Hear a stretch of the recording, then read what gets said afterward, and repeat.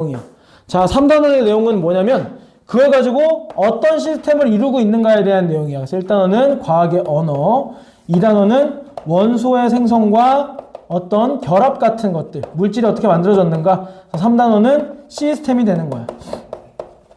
어떤 시스템으로 이 우주가 굴러가고 있는가. 저 켜졌니 혹시? 녹화되고 있니? 오른쪽 위에 빨간색 떠 있어? 자, 이렇게 배울 겁니다. 자, 그리고 이거 내번호니까 나는 니네 번호가 다 있거든? 그래서 중간에 이제 전화할 일이 있으면 내 번호를 하나하나 갖게 되겠지만 혹시 따로 이제 저장해가지고 질문 같은 거 하고 싶은 사람은 따로 그 저장을 해놓으면 돼. 자, 우리는 그 첫 단원으로서, 과학의 기본량. 으로 출발을 해볼게. 자, 그중 첫 번째. 시공간. 이렇게 시작을 해보겠습니다. 자, 너희들한테 시공간이 뭐냐고 설명을 하라고 하면 설명을 할 수 있는 사람이 없어. 자, 시간이 뭐야? 너무 어려워. 공간이 뭐야? 이 전 시간에는 공간이 뭐냐 그러니까 이렇게 설명했어, 누가. 그러니까 뭔 얘기인지는 알 것 같아. 그지? 그러니까 이거는 정의하는 거에 집착하지 않아도 돼. 그냥 뭐인 거야? 우리가 인지하고 있는 이 세상이라고 그냥 생각하면 돼. 우리 인간이 인지하는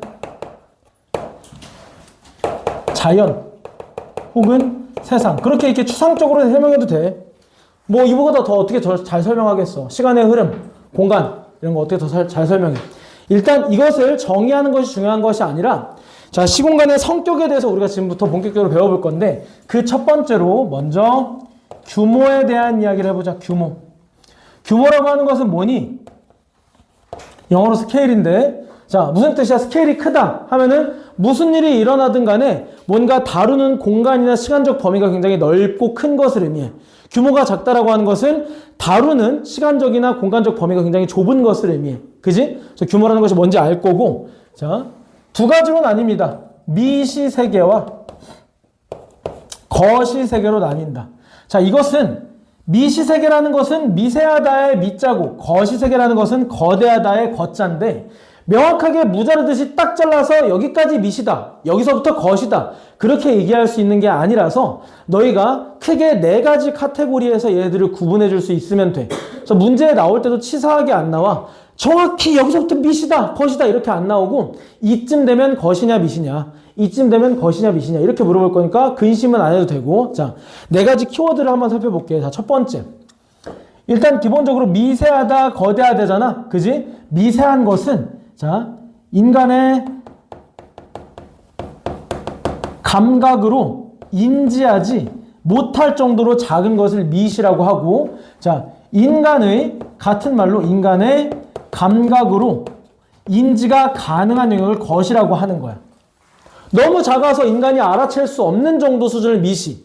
그래서 충분히 커서 인간이 감각적으로, 시각적으로, 청각적으로, 후각적으로, 미각적으로, 촉각적으로, 압각적으로 감지할 수 있는 세계를 거시세계라고 한다. 첫 번째 기준. 자, 두 번째 기준. 자, 우리가 지금까지 너네가 중1, 2, 3, 초등학교 때부터 중1, 2, 3을 거치고 선행한 물리 선행 같은 걸 한 친구도 있겠지만, 여기서 배웠었던 모든 운동들은 뉴턴 역학에 기반하는 거야. 다른 말로, 뉴턴이 누군지는 알지? 다른 말로 고전 역학이라고 하는데, 여기서는 우리가 경험 가능한 영역이기 때문에 이해하는데 그렇게 어렵지가 않아. 일관된 규칙을 적용할 수가 있고 불확실성도 없어. 현재 위치, 현재 속도 같은 것을 알면 몇 초 후에 이 물체가 어디서 어떻게 움직이고 있을지 예상이 가능해. 이런 것들을 뉴턴 역학 혹은 고전 역학이라고 부릅니다. 하지만 미시세계는 그렇지가 않아요. 무엇이 도입되느냐? 현대 물리학이라든가 혹은 양자 역학, 이런 세계, 이것을 이해하자는 것이 아니야, 이런 영역이다 라는 얘기를 하는 겁니다. 양자 역학, 이런 세계가 이제 미시세계다. 우리가 지금까지 일상적으로 경험할 수 있는 법칙을 적용할 수가 없어. 불확실해. 랜덤이야. 슈레딩거의 고양이라고 들어봤지? 그래서 우리가 일상적으로 경험할 수 있는 규칙들이 무시되는 세계야. 굉장히 작아서, 그래서 무시되는 세계라고 보시면 되겠습니다. 그래서 두 가지 이제 조건을 받고, 세 번째. 자, 과학자들이 많이 쓰는 기준인데, 세포 수준보다 크면 거시, 작으면 미시. 이런 기준도 있습니다. 하지만 이것 역시 불분명하지. 자, 우리 몸에서 가장 큰 세포가 뭘까? 물론 나는 안 가지고 있지만. 난자지. 난자는 너희가 종이에다가 콕 찍으면 그 정도 크기가 난자의 크기야. 육안으로 관찰할 수 있는 유일한 세포, 우리 몸에서 세포인데, 그러면 세상에서 가장 큰 난자는 뭘까? 내가 아는 범위 안에서는 아마 타조알일 거야. 알이 하나의 세포야. 이것도 약간 의견이 갈려. 학자들마다 의견이 갈리는데, 어떤 의견에서는 알을 하나의 세포로 봐. 그 안에 있는 흰자 노른자가 세포로 치면 세포질인 거잖아. 그 영양소니까 우리는 7일만 난할 과정을 거치면 착상이 가능해서 영양분을 받을 수 있지만 알을 낳는 애들은 어때? 60일이든 30일이든 어쨌든 밖에서 스스로 발생을 해야 되기 때문에 그 우리는 7일치 영양분만 난자 안에 가지고 있으면 돼. 7일치만 가져도 되는데도 우리 몸에서 가장 큰 세포야. 그러면 60일 동안 혼자 발생을 해야 되면 얼마나 많은 영양분이 필요하겠니? 그래서 알처럼 커지는 거야. 알이 큰 거야. 그치? 그럼 알이 세포라고 하면 타조알보다 작은 야구공은 미시세계가 되는 거야? 그런 건 아니잖아. 그래서 여기서도 명확하게 무자르듯이 자를 수는 없지만 일반적으로 세포 수준부터는 미시라고 하고 세포보다 큰 수준을 거시라고 한다라는 추상적인 기준이 있는 거야. 되겠죠? 이것도 딱 세포보다 타조알보다 작아 전부 미시 이렇게 할 수는 없는 거지만 되겠지? 자, 마지막 네 번째 기준을 한번 제시를 해볼게. 네 번째는 요거는 그나마 구체적이긴 한데 거시세계는 마이크로미터, 나중에 이따가 마이크로가 뭘 의미하는지 얘기할 거야. 마이크로는 미터 앞에 이 뮤라고 하는 약간 멋있는 척 필기체로 쓴 M 모양이야. M. 뮤라고 하는 그리스 문자를 이제 단위 앞에다 쓰면 마이크로라고 읽게 되는데 마이크로미터라고 쓴 거야. 자, 거시세계는 마이크로미터 이상의 단위로 표현되면 거시라고 하고 나노미터 이하의 단위로 표현되면 미시라고 보통 이야기합니다. 자, 아까 처음에 얘기했듯이 무자르듯이 뚝뚝뚝뚝 해서 어디가 정확히 미시, 거시라고 얘기하지 않기 때문에 너희들은 저런 감각을 익혀놓고 문제는 비교적 명확하게 줘. 난자 이렇게 치사하게 안 줘. 야구공, 물체, 지구, 나무 이렇게 시원시원하게 거시세계를 주고 미시세계는 시원시원하게 전자, 원자핵, 양성자, 중성자, 단백질 이렇게 시원시원하게 준단 말이야. 그래서 걱정 안 해도 되고 이런 느낌으로. 근데 실제로 느낌은 그런데 이런 용어를 실제로 물을 수도 있어요. 이런 용어를 종종 빈칸에다 묻기는 해. 기억니에 들어갈 말을 옳게 짝지은 것은. 그래서 1번, 2번, 5번 이렇게 주어지기도 합니다. 그래서 요 정도는 알아두는 것이 좋아. 요런 느낌, 요런 느낌, 요런 느낌은 알아두는 것이 좋습니다. 빈칸 채우기에 들어갈 수 있기 때문에. 자, 되겠죠? 자, 시공간에 의해서 첫 번째 규모에 대해서 봤습니다. 두 번째. 자, 시공간을 측정하는 방법이 있겠죠. 또 측정. 측정의 세계로 갑시다. 두 번째 측정. 자, 측정은 이렇게 나눠볼게. 우리 지금 두 가지 배우고 있잖아. 뭐와 뭐 배우고 있어? 시간과 공간에 대해서 배우고 있어. 그래서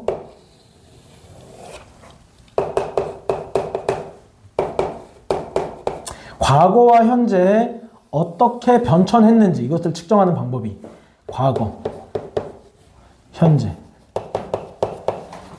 너희들도 잘 알고 있는 방식들이야. 자, 과거에 시간은 어떻게 측정했을까? 지금도 쓰고 있는 방법인데 매일같이 쓰고 있는 방법. 과거에 고안된. 고대부터 고안된. 대부분의 문명에서 항상 뭘 보고? 천체. 천체를 보고 측정을 했어. 과거에는 뭐가 중요했어? 농경사회다 보니까 날씨를 예측하고 기후를 예측하는 게 너무 중요했어. 그지? 그럼 날씨를 예측하기 위해서 단서가 있어야 될 거 아니야? 단서가 있어야 내일 어떨 것인지 이번 주에 어떨 것인지 물론 그때는 주라는 개념이 없긴 했지만 그 예측이 가능할 거 아니야. 그래서 단서를 무엇으로 삼았어? 하늘을 보고 삼은 거야. 대충 태양이 좀 낮게 뜨면서 구름이 많거나 혹은 바람이 항상 어느 쪽으로 불거나 이때쯤 조금 있으면 비가 많이 오더라. 이런 식으로 예측을 할 수밖에 없었겠지, 농경사회에. 그러다 보니까 무엇을 단서로 삼았다? 내가 살고 있는 이 시점이 어떤 시점인가, 어떤 기후를 지나고 있는가를 천문을 기준으로 이제 시간을 측정하게 되었다. 그러다 보니까 처음엔 천체의 운동을 기준으로 측정하게 되었다. 지구의 공전으로 1년을 삼았고 달의 공전으로 한 달을 삼았고 지구의 자전으로 하루를 삼았고 그 하루를 24로 쪼개서 1시간을 삼았고 1시간을 60으로 쪼개서 1분을 삼았으며 1분을 60으로 쪼개서 1초를 삼았다. 그래서 점점 이제 사람들이 이제 좀 세분화된 시간을 나누기 시작을 했지만 어쨌든 출발은 어디서 출발했다? 천체 운동을 단서 삼아서 시간을 측정하기 시작했다. 자, 그렇게 가다가 시간이 흘러서 어떤 것을 사용하게 됐느냐? 자, 더 정밀한 게 필요했던 거야. 더 정밀한 게 필요했어. 그러다 보니까 이제 무엇을 사용하게 됐느냐? 요거는 다뤄지지 않는 교과서가 더 많긴 한데 괄호로 그냥 표시를 할게요. 중요하지 않기 때문에. 진자의 운동 등과 같이 어떤 반복되는 기계장치를 만들어. 그래서 한 번 반복될 때를 1초로 한다, 5초로 한다 이렇게 잡은 거예요. 예를 들면 진자라고 하는 것은 이런 겁니다. 공중에 매달려 있는 이런 똑딱똑딱거리는 얘를 얘기하는 겁니다. 그래서 똑딱 똑딱 똑딱 할 수 있도록 실 길이를 적당히 조절을 하면은 1초마다 한 번씩 왔다 갔다 하게끔 설계를 하는 거야. 한계가 있겠죠. 이 세상은 뭐가 있어? 공기저항이 있어. 완벽한 진공은 만들 수가 없기 때문에 시간이 흐르면 흐를수록 오차가 발생하게 돼 있어. 그지? 그러다 보니까 좀 더 정밀한 게 필요했어. 시간이 흐르면 흐를수록 시간을 효율적으로 쓸 수 있게 됐죠, 인류는. 그러다 보니까 좀 더 작은 단위의 시간을 잘 정밀하게 측정할 필요가 있었습니다. 그래서 더 작은 단위로서 등장하는 것이 누구냐? 자, 석영. 석영에 압력을 가하게 되면 특정한 진동수의 전류가 발생하게 됩니다. 오케이? 석영에 압력을 가하면 이 전류가 발생하는 어떤 진동수, 전류의 진동수를 가지고 뭘 측정해야 됐다? 근데 너희가 문제를 풀 때 압력, 전류 요거까지는 몰라도 돼. 그냥 천체, 키워드들을 천체, 그 다음에 석영 이런 느낌으로 잡으면 돼. 너희가 가끔 그 아날로그 시계 있잖아. 똑딱똑딱 가는 시계, 디지털 시계 말고 요즘은 다 애플워치, 갤럭시워치 이렇게 끼고 다니지만 그거 말고 그냥 손목시계에 바늘 가는 손목시계 끼고 있으면 가끔 이런 게 써 있어.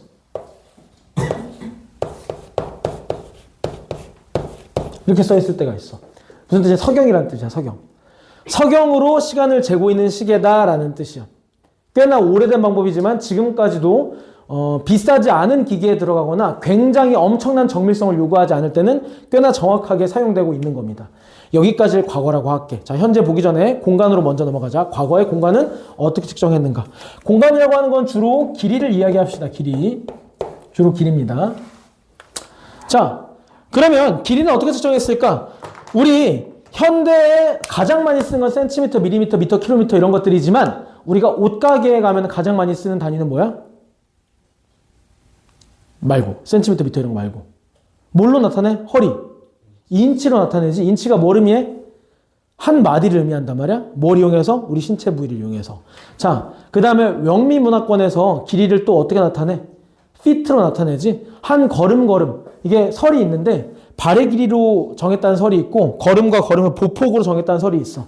아무튼 피트가 발에서 온 거잖아. 그래서 또 뭐 가지고 잰 거야? 신체 치수 가지고 잰 거야. 자, 고대 이집트에서 큐빗이라는 게 있었어. 팔꿈치부터 손끝까지를 큐빗 1큐빗이라고 했어. 이것도 뭘 기준으로 한 거야? 신체. 그래서 과거에는 무엇을 기준으로 정했다? 신체 부위를 기준으로 정했습니다.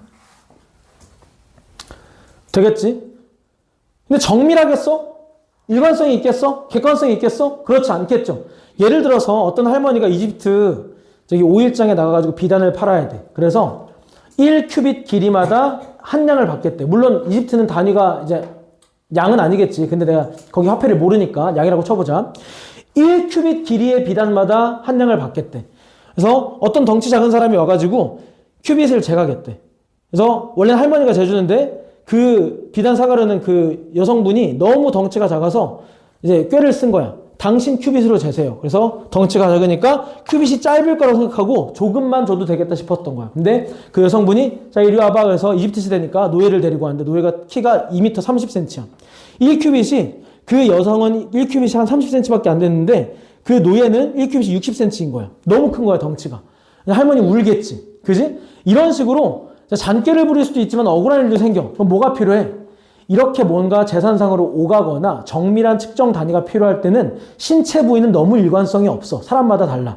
그러다 보니까 기준이 필요해서 조금 시간이 흐른 뒤에는 무엇을 사용하게 되었느냐? 조금 시간이 흐른 뒤에는 기준이 되는 어떤 기구를 사용하게 됐어. 자, 그릇. 이런 기준이 되는 기구를 사용하게 됐어. 오케이? 그래서 뭐 한 자짜리, 한 척짜리 1큐빗도 정확히 단위가 생겼겠지? 그래서 재기 시작했는데 이것도 사기치려면 사기칠 수 있잖아. 그지? 더 짧게 만들거나 더 길게 만들거나 혹은 그럴 의도가 없는데 노쇠, 즉 금속으로 뭔가를 만들게 되면 여름엔 커지고 겨울엔 작아지겠지. 이런 차이 때문에 또 정밀성과 일관성이 없어집니다. 그래서 점점 시간이 흐를수록 우리는 정밀함이 필요하기 때문에 그 다음 단계가 필요했습니다. 이제 중간에 무엇을 겹치느냐. 이거는 시험 문제 나오니까 적어줄게요. 자, 1m가 등장하게 됩니다. 1m의 등장. 1m라는 것은 자, 객관성이 필요하다 보니까 자, 이 지구인 모두가 어떤 무역이나 거래를 할 때 지구인 모두가 동의할 수 있는 거리는 무엇으로 재는 게 좋을까? 우리 모두가 살고 있는 지구로 재는 것이 좋겠다. 그래서 지구를 기준으로 자, 이 지구야. 지구 이렇게 있어. 자전축 꼭대기가 있어. 근데 여기서 적도까지 이었을 때 최단 거리. 이 최단 거리를 1000만으로 쪼갠 것은 1m라고 하자라고 약속을 했어. 그래서 실제로 있는 일이야. 여기서 자전축 북극점으로부터 적도까지 최단 거리를 1000만으로 쪼갠 것을 1m라고 하자. 근데 매번 잴 수 있겠니 이거? 안 되겠지? 그래서 한 번 재놓고 그것을 대표할 수 있는 원기라는 걸 만듭니다. 기준이 되는 원기라는 거를 만듭니다. 원기라고 하는 것은 원이 그냥 원래 이런 뜻이야. 원. 그래서 기준이 되는 기구를 제작을 하는 겁니다. 지금부터 이게 1m입니다. 라고 하는 것을 제작을 해서 최대한 잘 보존을 했어. 훼손되거나 길이가 달라지지 않도록. 이거 말고도 킬로그램, 1kg짜리 원기를 제작하거나 여러 가지 단위의 원기를 제작해서 보관을 했는데 시간이 흐를수록 온도나 습도나 어쨌든 써먹으려고 만든 거 아니야? 써먹으려면은 굉장히 정밀한 게 필요할 때 정확한 절차와 규정을 밟고 베껴가겠지, 그 길이를.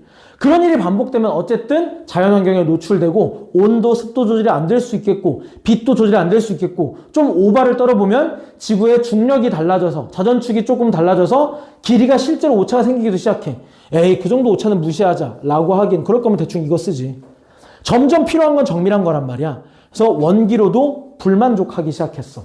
약간의 오차가 생기지. 중력, 습도, 온도, 광도 등등에 의해서 약간의 오차가 생기기 시작하니까 이걸로도 안 되겠다 싶어서 현대로 넘어오게 됩니다. 자, 다시 시간으로 돌아가자. 현대는 그러면 천체로 시작을 해서 석영에 압력을 가하는 짓거리까지 했는데 이걸로도 불만족했어. 뭐가 등장하게 되느냐? 자, 세슘이라는 게 등장하게 됩니다. 세슘. 세슘이라는 거는 자, 질량수가 뭐 1호 이렇게 나와 있는데 그 숫자까지 너희가 주관식으로 외울 필요는 없고요. 자, 세슘이라는 건 알아야겠지. 자, 이거는 쓰지 않고 설명을 한번 할게요. 세슘은 원자의 종류야. 원자의 종류이기 때문에 특히 그 1쪽에 있는 1쪽 6주기에 있는 그 원자야. 세슘이라는 게. 근데 이 녀석의 가장 바깥쪽 껍질에 있는 전자는 진동을 해요. 그 바로 아래 껍질과 바깥 껍질을 왔다 갔다 하면서 진동을 해. 끊임없이. 근데 이게 꽤나 규칙적이야. 그래서 굉장히 일관성이 있어. 그래서 얘가 그리고 엄청나게 빨라. 그래서 얘를 기준으로 이 진동수 몇 회가 됐을 때를 1초라고 한다라고 좀 억지스럽게 규정을 했어. 오케이? 자, 얘가 너무 규칙적이고 우리가 측정할 수 있는 범위다 보니까 너무 좋은 기준이 되어줬던 거야. 우리가 듣기에는 변태스럽지. 실제로 너네가 나중에 검색해봐. 그러면은 숫자가 되게 이상해. 몇만 이런 것도 아니야. 한 7, 8자리가 되는데 숫자가 되게 불규칙해. 그래서 이상한 숫자가 있어요. 근데 비교적 특정 방법을 통해서 정확한 수치를 잴 수 있었던 거야. 그래서 뭘 사용하기로 했느냐? 세슘 원자, 좀 생략을 할게. 세슘 원자에 들어있는 전자의 진동수. 이렇게 할게. 세슘 원자 내 전자 진동수가 특정 횟수, 시간을 1초라고 정의했다. 키워드는 뭐야? 세슘 원자 진동수 특정 횟수가 되면 1초. 굉장히 정확하게 잴 수 있게 됐어. 오케이? 자, 이거 가지고 이제 뭘 하게 되느냐? 자, 일단 시간은 다 됐어. 자, 천체 움직임에서 세슘 원자 굉장히 미시세계까지 이용해서 굉장히 정밀하게 측정할 수 있게 됐어. 자, 그럼 이제 공간은 어떻게 측정할까? 얘를 사용합니다. 공간은. 일단 기준을 하나 잡았어. 무엇으로 잡았느냐? 광속으로 잡았어요. 광속. 자, 이거는 상식으로 알아도 얘들아. 광속은 C라고 상수로 표현하고 상수야 실제로 약속을 했어. 1919년인가 18년에 세계 도량형협회가 열렸는데 도량형이라고 하는 것은 단위나 기준에 대한 협의점을 마련하는 협회야. 그 대회, 그러니까 경쟁하는 대회는 아닌데 대회의가 열린 거야. 그 회의에서 지금의 어떤 단위의 기준들이나 많은 것이 정해졌어. 너희 교과서에 적혀 있는 것들이 오래된 얘기가 아니야. 몇 년 안 된 얘기야. 교과서에 실려 있는데 그때 광속을 비롯해서 볼츠만, 슈테판 볼츠만 상수라든가 플랑크 상수라든가 여러 가지 상수들이 고정값으로 인정받았어. 그때까지만 해도 광속은 측정 방법에 따라서 크게 두 가지로 나뉘었었거든. 측정 실험 방법에 따라서. 근데 거기서 정해져 버린 거야. 몇으로? 외우지는 마, 쓰지도 마. 2, 9, 9, 7, 9, 2, 4, 5, 8 m/s로 2,9,979만 2,458 m/s로 정해졌는데 정확히 이거를 팩트로 정해진 거야. 팩트. 조금의 오차도 없이 오차가 있어도 돼. 그래도 우리는 이 값을 상수인 것처럼 쓸 거야 라고 약속을 한 거야. 약속이야 약속. 오차가 있을 수 있겠지. 하지만 필요 없어. 우리는 약속을 했어. 광속은 이거야 라고 도량협회에서 약속을 했습니다. 그럼 뭐가 되는 거야? 이걸 기본 상수라고 하는 거야. 그래서 너희들은 그냥 뭐라고 외운다? 3 이 정도는 외워야 돼 얘들아. 외워. 3 곱하기 18제곱. 상식이야 상식. 근해 공식 마냥 외우면 돼. 사람 사는데 상식입니다. 광속은 3 곱하기 18제곱 m/s. 이것을 기준으로 뭘 쓴다? 거속시를 쓰게 된다. 자, 거속시에서 길이 혹은 거리는 어떻게 나타나? 속도 곱하기 시간. 이때 이 속도에다가 광속을 넣은 거고 이 시간 측정하는 것에다가 세슘 원자 가지고 측정해서 넣은 거야. 엄청 정밀하고 엄청 디테일한 것을 넣어서 길이라는 것을 측정하게 됩니다. 되겠죠? 이렇게 현대에 와서는 세슘 원자시계와 광속에 의해서 이제 길이와 이제 그런 것들이 정의된다. 자, 여기서 또 추가하자. 그럼 얘는 1초가 이렇게 정해지는데 1m는 어떻게 정의됐느냐? 저 1m는 방금 얘기한 것과 같이 그냥 하얀색으로 쓸게요. 1m는 뭐다? 1m는 어떻게 정의됐다? 빛이 안 적어도 돼. 진공에서 2, 9, 9, 7, 9, 2, 4, 5, 8 분의 1초 동안 진행한 거리야. 이 시간을 어떻게 잴 수 있었겠어? 얘 덕분에 잴 수 있는 거지. 말이 안 되잖아. 억지지. 이거 어떻게 재? 그지? 근데 광속이 뭐야? 29979 2458이기 때문에 그거 분의 1초 동안 너무 억지스럽지? 얘를 29979 2458이라고 정해놓고 그거 분의 1초 동안 진행한 거리래. 근데 괜찮아. 이거 측정할 자신이 있었던 거지. 무엇을 이용해서? 세슘 원자식을 이용해서 이걸 측정할 자신이 있으니 이렇게 정의를 때려버린 거야. 되겠지? 이런 느낌입니다. 실제로 이 정밀한 거를 지구 그린 김에 좀 설명을 해보면 이 정밀한 거 어디에 쓰이고 있냐면 자, 우리가 상대성 이론 너희가 이제 그 이공계를 선택을 하게 되면 정확히 1년 후쯤에 방학 때 어떤 과목을 시작을 하게 되느냐? 역학과 에너지라는 기존 물리2 과정을 이제 하게 돼. 너희 1년 선배인 11기가 지금 수업 진행 중인데 거기에 일반 상대성 이론이 들어가요. 일반 상대성 이론에서는 디테일하게 안 들어가. 디테일하게 이해를 솔직히 말하면 나도 못하고 너희도 못해. 이해할 수 있을 수준으로만 알려주거든, 교과서에서. 거기서 등장하는 게 중력이라는 것이 시공간을 왜곡시킬 수 있다는 개념이 들어가. 그러면 지구 근처에서는 중력각도를 너희가 9.8로 배우지만 그것은 사실 상수가 아니야. 지구 근처에서는 중력이 9.8이지만 10권 정도 올라가게 되면 뭐가 달라져? 지구 중심과 내 무게중심 사이의 거리가 달라져. 그지? 지표면 근처에서는 6,400km, 100m 올라가봤자 6,400.1km, 1km 올라가봤자 6,401km이기 때문에 큰 차이가 없어. 근데 10건 예를 들면 인공위성이 200km 상공에서 돌고 있으면 6,400과 6,600은 차이가 크죠. 이런 곳에 가면 중력이 달라지잖아. 중력이 달라지면 뭐가 달라져? 시공간이 달라져. 시간의 흐름이 달라져. 근데 우리는 무엇을 필요로 해? 인공위성을 통해서 시간도 계산하고 거리도 계산하고 GPS도 이용하고 전파도 수신하고 이렇게 되잖아. 그러면 얼마나 정밀한 시간이 필요하겠어. 우리 여기서 지금 시계 똑딱똑딱 가는 것보다 인공위성과 통신하는 게 훨씬 정확해. 어떻게 그런 일이 가능하겠어? 모든 인공위성에는 이 세슘 원자시계가 탑재되어 있어. 엄청나게 정밀한 시간과 거기에 계산식도 다 들어있어. 여기서 느껴지는 중력에 기반해서 시공간의 뒤틀림을 계산해서 시간 오차를 보정해서 지구로 쏴주는 거야. 이게 다 들어있습니다. 첨단 기술에. 그래서 이런 현재의 기술들이 그러니까 너희들이 방금 내가 한 얘기에서 뭔 소리야 변태 같아 안 듣고 싶어 이 수업 이 아니라 뭐라고 생각하면 되느냐 그냥 세슘 원자시계라는 것을 이용해서 정밀하게 시간을 재고 있고 그것과 빛의 속도라는 걸 정해서 정밀하게 거리를 재고 있어서 이런 최첨단 기술이 인공위성과 같은 곳에 들어가서 시공간이 달라지는 내가 이해할 수 없는 상황도 잘 보정을 해주고 있구나 이렇게 받아들이면 돼. 알겠니? 자, 그래서 측정에 대한 얘기. 자, 여기서 문제 잘 나와요. 그래서 이런 예시들도 나오는데 디테일한 것들은 학교 선생님 출제자니까 그때 가서 너희가 받고 있는 학습지 같은 걸 참고로 내가 다시 준비를 해줄 거고 아무튼 간에 뭐 이게 기구 자 이거 이름도 디테일하게 선생님들이 얘기하시는 경우가 있습니다. 그런 거 그때 가서 해주시면 되겠고 아까 예시가 뭐가 있었어? 뭐 인치, 피트, 큐빗 이런 것들은 거의 단골로 나오는 것들이고 그래서 우리 교재에도 잘 나와 있을 거니까 그렇게 넘어갑시다. 자, 그 다음 이제 두 번째 시공간의 규모와 측정에 대한 얘기는 끝났습니다. 그 다음에 기본량에 대해서 이야기해보자. 기본량. 자, 기본량이라고 하는 것은 무엇이냐? 이 자연 세계를 이루고 있는 여러 가지 물리량들 중에서 우리가 7가지를 추린 겁니다. 자, 설명을 한번 써보자. 기본량이라고 하는 것은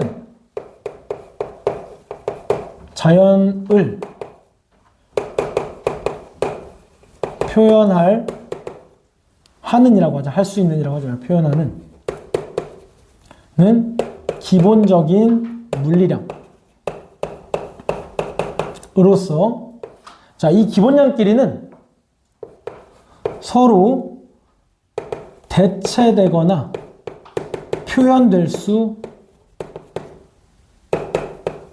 불가한 고유한 7가지 양으로 정해졌습니다. 서로 대체하거나 표현이 불가한 고유한 7가지.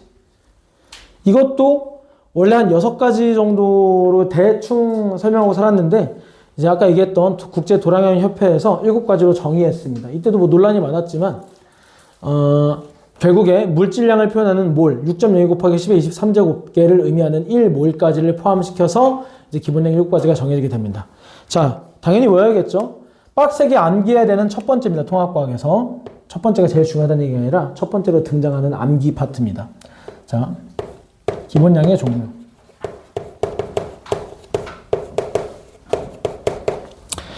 자, 외우는 방법 거기 적혀 있어요. 오른쪽에. 내가 외우는 방법대로 적어 놓은 건데 좀 유치하다 싶으면 신경 안 써도 좋아. 근데 유치할수록 원래 머리는 잘 남거든. 그래서 한번 설명을 해줄게.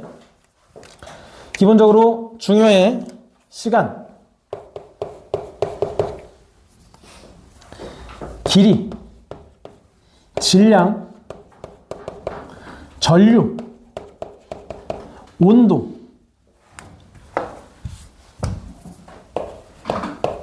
광도. 광도 조금 생소하다. 물질량 더 생소하다. 그래서 이것을 외우는 방법으로서 조금 우습지만 사, 기, 직전에, 온, 광물. 광물을 살려고 했는데 와버렸다 이거야. 그래서 이걸 어떻게 하느냐? 시, 길이, 질량, 전류, 온도, 광도, 물질량. 이렇게 외우시라 이 말이야. 되겠죠? 자, 시간 모르는 사람 없을 거고 길이 모르는 사람 없을 거고 질량, 중학교 1학년 때 배우죠. 물체가 가지고 있는 고유한 양. 그지? 이거 곱하기 중력과 속도로 무게가 정해지죠. 자, 전류도 자세히는 몰라도 대충 뭔지 알 거야. 전하가 얼마나 빠르게 이동하느냐, 얼마나 많이 이동하느냐. 전하라고 하는 것은 뭐야? 중학교 2학년 때 처음으로 등장하는 개념으로서 전자나 전자를 이룬 이온이나 양성자 이런 것들을 전하라고 한다. 전기적인 성질을 띤 입자를 전하라고 하는 거야. 그래서 전하의 이동에 의해서 생기는 게 전류고 온도는 뭐야? 규면 안 돼, 규면 안 돼. 자, 온도는 뭐야? 뜨겁고 차가운 정도. 뜨겁고 차가운 정도가 뭐야? 뭐가 뜨겁고 뭐가 차가운 거야? 미안해. 앞에 있으니까 자꾸. 뭐가 뜨겁고 뭐가 차가운 거야? 이게 대표적으로 뭐냐면 온도가 뭐야? 그러면 뜨겁고 차가운 정도야. 뜨겁고 차가운 게 뭔데? 온도가 높은 거랑 온도가 낮은 거야. 온도가 뭔데? 뜨겁고 차가운 정도야. 뜨겁고 차가운 게 뭔데? 온도가 높고 온도가 낮은 거야. 이렇게 순환적 다른 것을 정의하기 위해서 이전 개념을 자꾸 가져오는 거야. 그지? 그러니까 딱 끊고 우리 중학교 2학년 8단원에서 배웠잖아. 뭐 배웠어? 대류전도 복사 배울 때 배웠었잖아. 온도라는 것이 정의가 어떻게 돼? 우리 눈에 보이진 않지만 이 세상의 모든 물체와 물질들은 무엇으로 이루어져 있어? 입자, 분자, 원자 이런 걸로 이루어져 있잖아. 그 분자의 진동수, 그 분자가 얼마나 빠르게 진동하느냐가 물체의 온도를 결정한단 말이야. 그지? 그래서 온도라는 것을 정의하면 어떻게 할 수 있어? 뜨겁고 차가운 정도다. 뜨겁고 차가운 정도는 어떻게 결정된다? 물체를 구성하고 있는 입자의 진동이 빠르면 뜨거운 거고 느리면 차가운 거야. 되겠지? 자, 그러다 보니까 이제 켈빈이라는 과학자는 궁금했던 거야. 0도라고 하면 가장 낮은 거냐? 아니지. 영하라는 온도가 있잖아. 그지? 그러면 언제 가장 낮을까 생각해 보니까 온도의 정체를 알아야 됐어. 근데 온도 정체 구했네. 진동이 온도를 만든다. 되겠지? 그러면 가장 낮은 온도란 가장 진동이 느린 거야. 가장 느린 진동이란 멈춰있는 상태를 얘기한 거야. 그래서 기체를 기준으로 진동이 완전히 멈춰버려서 부피가 0인 시점.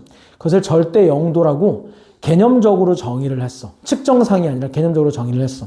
여러 가지 오차가 있었겠지. 그러다 보니까 이제 측정상으로도 정의를 했는데 그 여러 가지가 나와. 물의 삼중점을 통해서 했다. 뭐 스테판 볼츠만 상수를 이용해서 했다. 여러 가지 나오는데 다 외울 필요 없고 너희들은 그냥 온도는 절대 영도 켈빈, 단위가 켈빈이다. 이 정도만 이 단어에서는 알고 있습니다. 조금 더 디테일하게 들어가면 포고같이 좀 들어가면 볼츠만 상수라는 이름 정도는 알아야 돼. 볼츠만 상수라는 어떤 이상하고 기괴한 상수가 있는데 그것을 통해서 정의했다. 이 정도? 디테일한 거 몰라도 돼. 볼츠만 상수라는 어떤 기본 상수를 통해서 온도가 정의되었다. 이 정도. 되겠지? 나중에 외워야 될 것들은 다 따로 자료로 줄 겁니다. 내신 대비할 때. 자, 그래서 중요한 것이 뭐냐? 시간, 길이, 질량, 전류, 온도, 광도, 물질량 이것들을 표현하는 데 있어서 단위를 정해놨어요. 무슨 단위? SI 표준 단위계. 좀 중의적이긴 해. SI 안에 표준이라는 의미가 가지고 있기 때문에 S가 아마 시스템 머식이고 인터내셔널 머식일 거야. 그래서 표준 단위계. 자, 이거는 뭐냐? 단위계가 여러 가지가 있어, 사실은. 단위가 예를 들어 시간을 나타내는 것도 정식 단위계로 인정받고 있진 않지만 일각의 시간이 지났다. 이런 얘기 무협지나 무슨 사극 같은 데 많이 나오지? 일각이라고 하면 대략 15분 정도야. 그지? 자시, 오시 이런 거 얘기할 때도 2시간씩 잡잖아. 그지? 그런 것도 있고 또 한나절, 반나절 추상적인 단위긴 하지만 대충 3시간을 한나절 6시간을 한나절, 반나절 하면 3시간 이렇게 잡잖아. 그지? 그래서 여러 가지 시간 단위가 있어. 길이도 마찬가지. 인치, 피트, 마일, 야드 등등 우리가 쓰지 않는 단위들이 있어. 그러니까 우리가 쓰는 단위계는 뭐야? 미터, 센티미터 이런 것들인데 쓰지 않는 단위계도 있단 말이야. 그래서 어떻게 정했냐? 자, 단위계가 다 다양하게 온도도 켈빈, 도시, 화씨 이런 게 있겠지만 우리는 별말 없으면 이 단위를 쓰기로 통일을 한다로 정해놓은 것들이 있어. 그게 뭐다? SI 표준 단위계다. 자, 시간은 세컨드. 그냥 세크라고도 합니다. 자, 세크라고 더 많이 써요. 길이는 미터. 소문자예요, 이거 소문자. 미터. 질량은 킬로그램. 그램이든 상관없고. 전류는 암페어. 온도는 켈빈. 광도가 생소할 텐데 칸델라라고 한다. 칸델라. 이거 C 대문자로 쓰면 안 됩니다. C 대문자로 쓰면은 카드뮴이라는 원소 기호가 돼요. 자, 소문자 CD고 칸델라라고 하는 것을 외우기는 쉬워요. 자, 캔들 생각하면 돼. 캔들. 캔들과 칸델라는 공통점이 이제 밝다라는 공통점이 있고 같은 라틴어 어원을 가지고 있어. 캔들이 양초죠. 칸델라. 그래서 밝은 정도를 의미하는 거야. 물질량은 몰. 분자가 영어로 몰리큘인지 아마 그럴 텐데 그거에서 따온 거야. 자, 이거는 몰이라고 읽습니다. 아까 온도까지 설명했네. 자, 광도는 밝은 정도야 그냥. 자, 이 물질량이 굉장히 특이한데 다른 것들은 다 자연 상태에 있는 것에 우리가 이름을 붙인 거야. 개념을 갖다 붙인 거야. 근데 얘는 인위적인 개념이야. 없는 개념이야. 예를 들어 너희들이 부모님한테 밥을 달라고 할 때 밥 반 공기 달라고 하지 밥 250톨만 이제 삶아주세요라고 얘기 안 하잖아. 그지? 자, 너희가 이제 좋아하는 이제 담배 같은 것들. 10갑에 한 보르라고 부르지. 그 다음에 뭐 필기구 12자루에 한 따스라고 부르지. 그래서 그런 묶음 단위가 있어. 자주 사용하는 거. 굴비 10개 낄 때 1한광이라고 한다라든가. 묶음 단위가 있어. 근데 특히나 물질이라고 하는 이 입자들은 뭐가 필요하냐? 묶음 단위가 너무 필요해. 왜냐면 좀 오바 떨어보면 밥알은 한 톨 한 톨 셀 수라도 있지. 근데 원자 하나하나 우리가 셀 수가 없어요. 그지? 그렇기 때문에 애초에 묶음 단위로 사용할 수밖에 없는 거야. 그래서 묶음 단위가 필요했어. 입자, 분자, 원자 이런 것들이 묶음 단위가 필요해서 이 몰이라는 단위를 만들었고, 자, 알아둬야 될 것들이 조금 있습니다. 지금 모든 것을 다 써주진 않을 텐데 어차피 우리가 8주 안에 통과 원을 끝내려면은 디테일한 걸 다 짚고 넘어갈 수는 없어. 전체적으로 한번 훑어야 되니까. 그래도 알아놔야 될 거, 아보가드로 수라고 해서 넘버 오브 아보가드로라고 해서 이 정도는 알아놓자. 너희들은 공통적으로 좋든 싫든 문과를 갈 거든 말 거든 어쨌든 물리학은 2학기 때 다 들어야 돼. 1학년 2학기 때. 그렇기 때문에 몰이라는 것을 필수로 알아야 돼. 문과 가는 애들은 화학을 선택 안 하면 안 들어도 되거든. 일반고 기준으로. 너희는 다 물리학을 듣게 돼 있기 때문에 다 외우셔야 됩니다. 미리 외워서 나쁠 거 없죠. 아보가드로 수위 넘버 오브 아보가드로는 6.0 곱하기 10의 23제곱계를 의미합니다. 자, 몇 가지만. 세컨드, 시간은 뭐에 의해서 정의된다? 세슘 원자시계. 원자시계. 미터는 뭐에 의해서 정의된다? 얘도 필요하지만 광속에 의해서 정의된다. 켈빈은 뭐 스테판 볼츠만 상수, 킬로그램은 뭐 플랑크 상수 등등이 있어요. 그래서 각각이 사실 있어. 얘도 그 단위 전화량 같은 것들이 있는데 그것은 그때 가서 하도록 하자. 그때 가서 하도록 합시다. 되겠지? 일단 지금부터 필수적으로 알아야 될 거는 세컨드는 세슘 원자시계를 가지고 정의를 한다. 길이는 광속, 진공광속 C를 가지고 정의를 한다. 물질량은 아보가드로 가지고 정의를 한다. 요 정도. 되겠죠? 자, 그 다음에 자, 근데 이것들을 사용을 할 때 단위를 정해놔 버리니까 우리가 불편한 점이 생겨. 예를 들어 수연아, 너 잠 몇 초 잤어? 하루에 보통 몇 초 정도 자, 잠을? 라고 물으면 적합한 단위야? 그렇지 않죠. 고양이 수명이 몇 초야? 부적합하지. 그지? 그러면 너 50m 달리는데 몇 시간 걸려? 부적합하죠. 그래서 자, 우리가 측정하고자 하는 대상마다 적합한 단위가 따로 있는데 단위를 다 통일해버리면 불편한 점이 생겨요. 예를 들면 지구와 태양 사이 거리가 몇 밀리미터야? 말이 안 되죠. 그지? 너 키가 몇 킬로미터야? 말이 안 되잖아. 그지? 적합한 단위가 있기 때문에 이것을 그냥 약속된 단위라고 해서 그냥 써버리면 불편한 점이 생기기 때문에 이 규모를 보정해 줄 수 있는 접두 문자라는 게 있습니다. 자,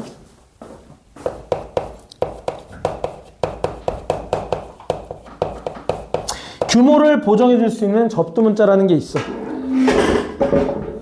안 보일 것 같은데.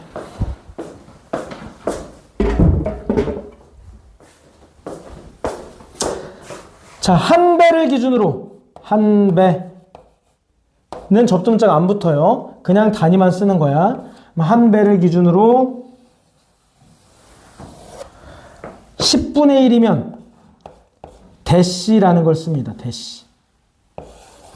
100분의 1이면 뭘 쓸까? 센티라는 걸 씁니다.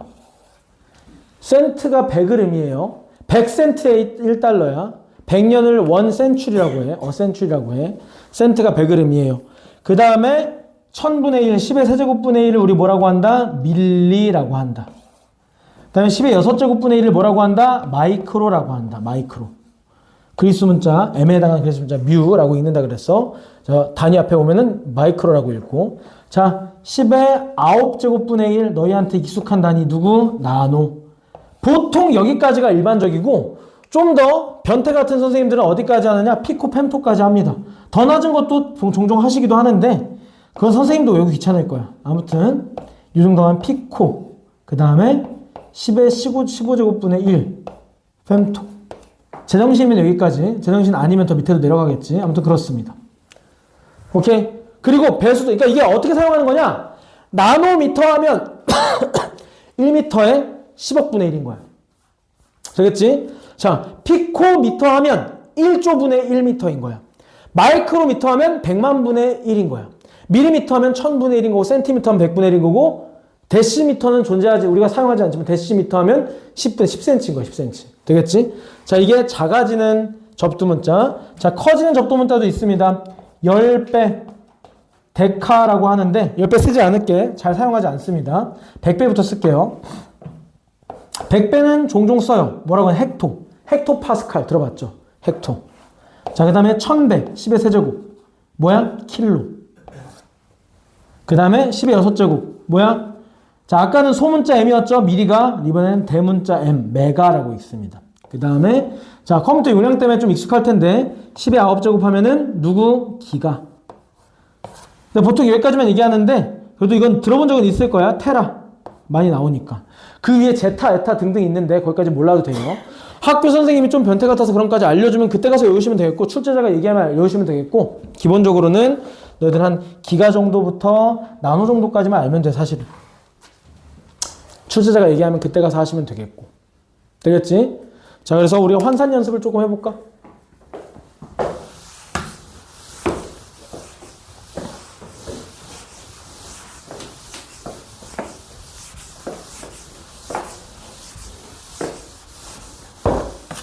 너무 쉬운 얘기지만 1km가 몇 나노미터냐? 라고 하는 거, 자, 똑똑이들이니까 다 할 수 있겠지만 그냥 너희들 바보라고 생각하고 한번 해줘볼게. 자, 이거 어떻게 하느냐? 단위를 통일해주면 돼. 접두 문자는 전부 뭘로 바꿔주면 돼? 숫자로 바꿔주면 돼. 자, 킬로가 무슨 의미야? 킬로가 10의 세제곱미터. 얘를 x라고 할게요. x하고. 나노가 무슨 의미야? 10의 9제곱분의 1미터야. 미터 통일됐네? 그럼 뭐만 같으면 돼? 숫자랑 숫자만 같으면 돼. 따라서 x는 뭐가 된다? 얘를 넘겨요. 분모했으니까 곱하면서 넘어갈 수 있겠지? 그럼 10의 12제곱. 따라서 1km는 뭐가 된다는 걸 알 수 있다? 10의 12제곱 나노미터. 1조 나노미터라는 것을 알 수 있다. 이런 식으로 푼다라는 거야. 되겠죠? 또 예를 들면 뭐가 있을까? 귀찮다 하지 말자. 할 줄 알겠지? 이 정도는? 자, 그리고 이 기본량 가지고 할 수 있는 게 또 뭐가 있냐면 유도량이라는 게 있어요. 유도량. 자, 기본량이 저기 7가지가 나왔어. 시간, 길이, 질량, 전류, 온도, 광도, 물질량 7가지가 있는데 우리가 지금까지 배운 것은 속도도 있고 가속도도 있고 힘도 있고 에너지도 있고 일도 있고 운동량도 있고 충동량도 있고 등등등 많단 말이야. 이건 다 어디 갔느냐? 자연 상태를 표시한 게 7가지밖에 없다면 내가 배운 건 다 뭐냐? 부피는 뭐고 면적은 뭐고 압력은 다 뭐냐? 농도는 뭐고 밀도는 뭐냐? 그지? 내가 방금 말한 모든 것들이 뭐다? 저기에 포함되어 있지 않으면 전부 유도량이라고 해가지고 쟤네들을 지지고 볶고 곱고 나누고 해서 구할 수 있는 것들입니다. 그래서 유도량에 대해서 한번 이야기를 해보자. 유도량.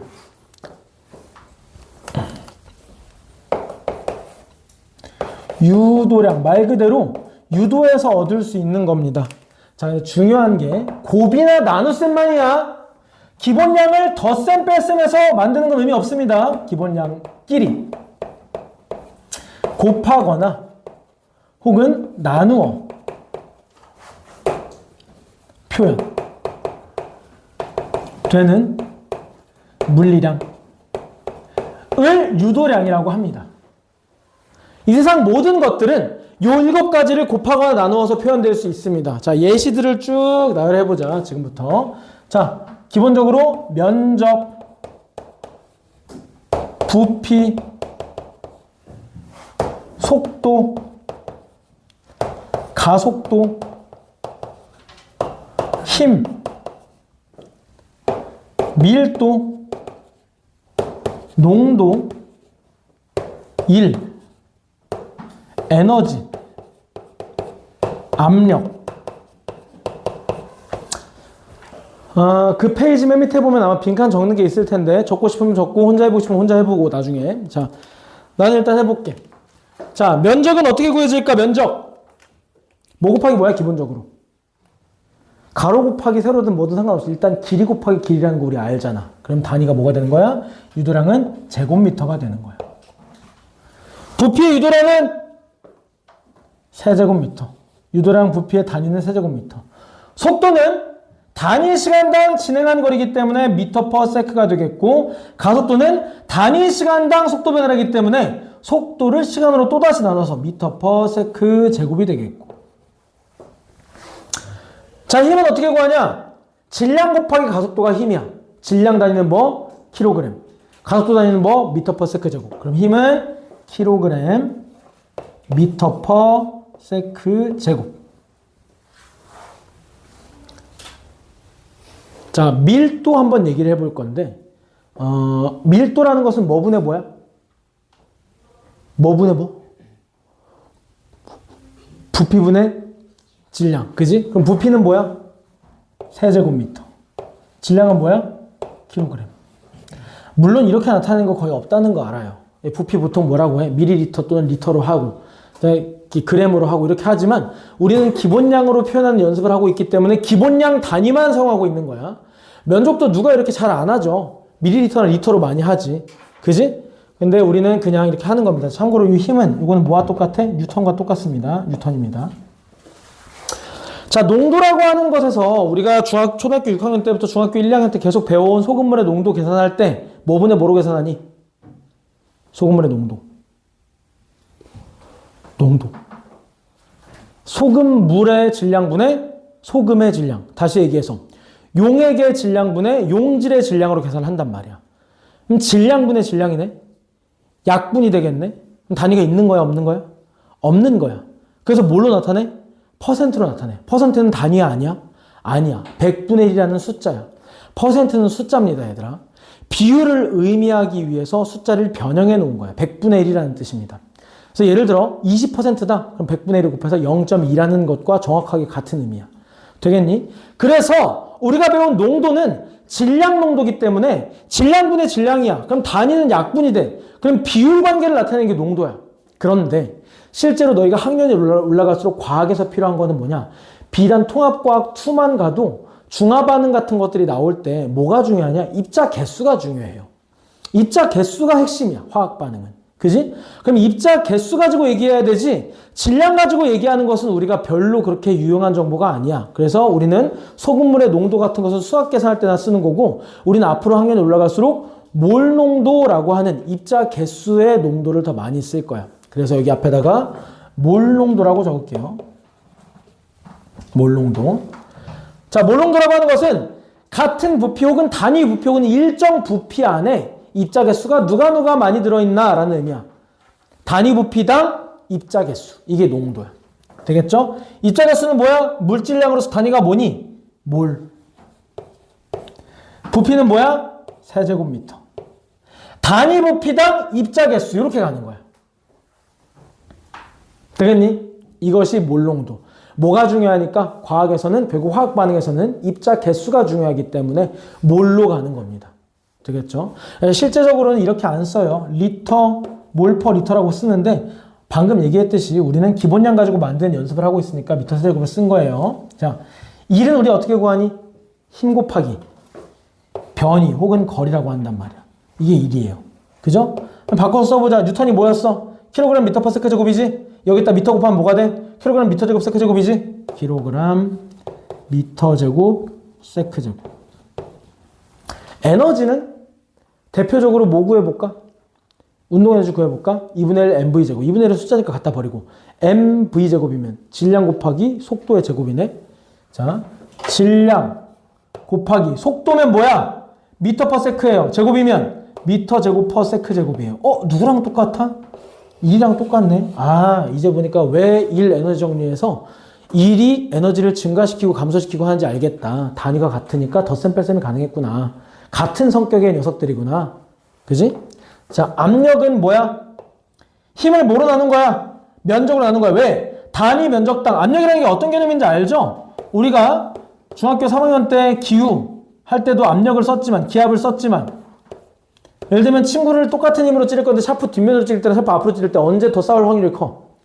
이때 싸울 확률이 크지. 왜? 똑같은 힘이 가해지는데 내가 100의 힘을 가할 건데 100이 이렇게 분산되는 거랑 여기에 100의 힘을 다 싣는 거랑 훨씬 아플 거 아니야? 뚫릴 거 아니야? 그게 뭔 말인지 알겠죠? 그렇기 때문에 압력이라고 하는 것은 같은 힘을 주더라도 면적이 좁으면 그 좁은 면적으로 다 맞는 거야. 면적이 넓으면 덜 맞는 거야. 그래서 압력은 사실 우리가 늘 힘으로 다루지만 압력이 좀 더 실제적인 영향력에 가깝다. 우리가 뭐 압력이라는 거는 디테일하게 쓸 일이 거의 대학교 가서 공대 가지 않는 이상은 잘 없습니다. 물론 이제 화학할 때는 좀 있어요. 연력학 할 때는 좀 있는데 뭐 그건 그렇고. 자, 압력은 그래서 뭐다? 부피당 힘이야. 단위 부피당 힘이야. 되겠죠? 그럼 뭐 어떻게 하면 돼? 부피당 힘. 그럼 뭐가 돼? 부피당 킬로그램 미터 퍼 세크 제곱. 그럼 뭐가 된다? 위에 남는 것은 미터 하나가 약분되면서 위에 남는 것은 킬로그램 뿐이에요. 킬로그램 좀 이상하지만 미터 세크 제곱. 연습을 하시면 됩니다. 지금은 내가 같이 했지만 연습을 하시면 돼요. 뒤에 적정한 문제들이 있어요. 이게 유도량. 되겠죠? 우리가 지금 한 것이 1단원의 절반을 한 겁니다. 오늘 1단원을 다 끝낼 건데 지금 우리가 한 것이 3페이지까지 한 거예요. 잠깐 쉬었다가 4페이지, 5페이지를 끝냅시다. 잠깐 쉽시다.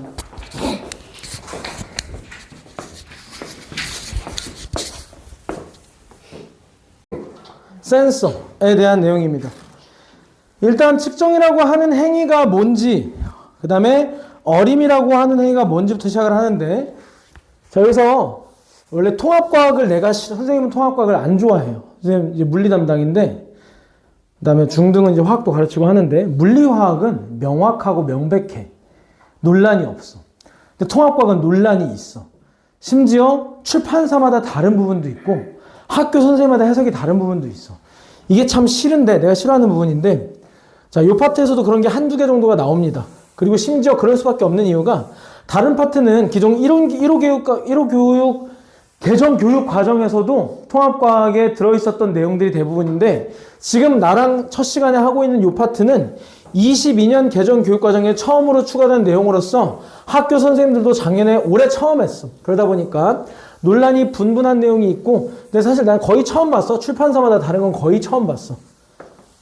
그래서 그 내용도 좀 같이 알려주고 할 테니까 일단 먼저 측정이라는 것이 뭘까? 너희가 알고 있는 한에서 구분은 어림과 측정으로 한다. 어림과 측정의 차이점은 측정은 측정 기구를 활용한다. 오케이? 그럼 어림은 측정 기구를 활용하지 않는다일까? 이 부분에서 너희들이 오답을 많이 내는데 좀 다르게 이해를 하셔야 됩니다. 어림도 측정 기구를 사용하기도 해. 자, 측정과 측정 표준. 첫 번째, 측정과 어림.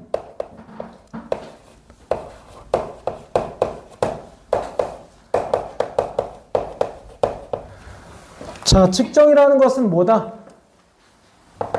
측정 기구, 도구를 사용하여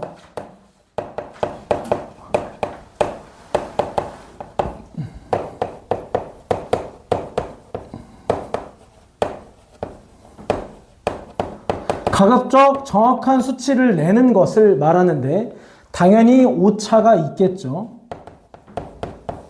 오차가 있을 수밖에 없어요. 측정에는. 오차가 없는 것은 없어. 무조건 있어요. 자, 그럼 바로 어림이라는 개념을 볼 건데 어림이라고 해서 측정과 반대 개념이라고 생각하면 안 되고 오히려 상부상조의 개념이라고 생각하셔야 됩니다. 어림과 측정은 대조되기 때문에 반대 개념이 아니라 상부상조로서 좀 대조됩니다. 역할이 좀 다른 거야. 자, 이렇게 생각해보자. 측정기구를 사용하는 것이 아니라 측정기구를 보조하는 용도기도 하고 측정기구를 사용하기 전에 어떤 측정기구를 사용할 것인지 어떤 단위를 사용할 것인지 어떤 방법을 사용할 것인지 예측해보기 위해서 사용하기도 합니다. 되겠죠? 그래서 일단 이렇게 정의할게요. 경험에 기반한 추론 과정이 어림입니다. 예를 들면 측정기구를 사용할 수도 있어요. 예를 들면 내가 30cm자가 있어. 이 책상의 길이를 측정을 할 거야. 30cm자는 짧아. 그래서 여기까지밖에 안 와. 근데 대충 보니까 이거의 절반 길이만큼 남았네. 그럼 30cm자의 절반 길이만큼 남았으니까 45cm 정도 되겠지? 라는 나의 행위는 도구를 사용했지만 뭐 한 거야? 어림한 거죠. 그래서 이런 것도 가능하기 때문에 이분법적으로 측정기를 사용하지 않았다라고 하면 틀리고 나의 경험에 기반해서 추론 활동을 하는 것이 어림입니다. 자, 용도는 두 가지예요. 자, 여기서 학교 선생님의 판단이 갈리니까 너희는 나중에 출제자의 의도를 물어보거나 잘 듣고 있다가 나한테 와서 얘기해주면 됩니다. 어떻게 갈리느냐? 기본적으로 측정 전에 하는 어림 활동이 있어요. 그리고 측정 후에 하는 어림 활동이 있어. 자, 측정 전에 하는 것은 어디에 사용된다?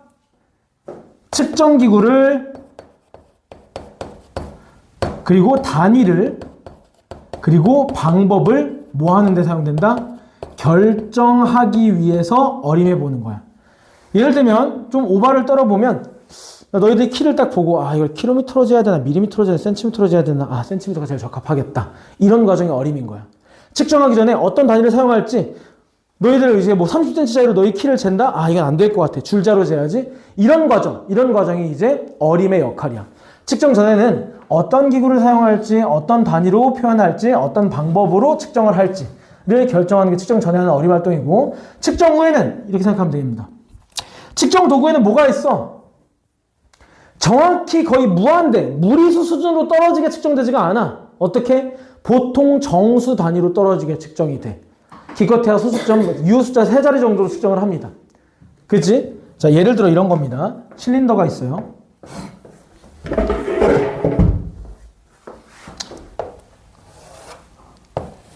눈금이 있어.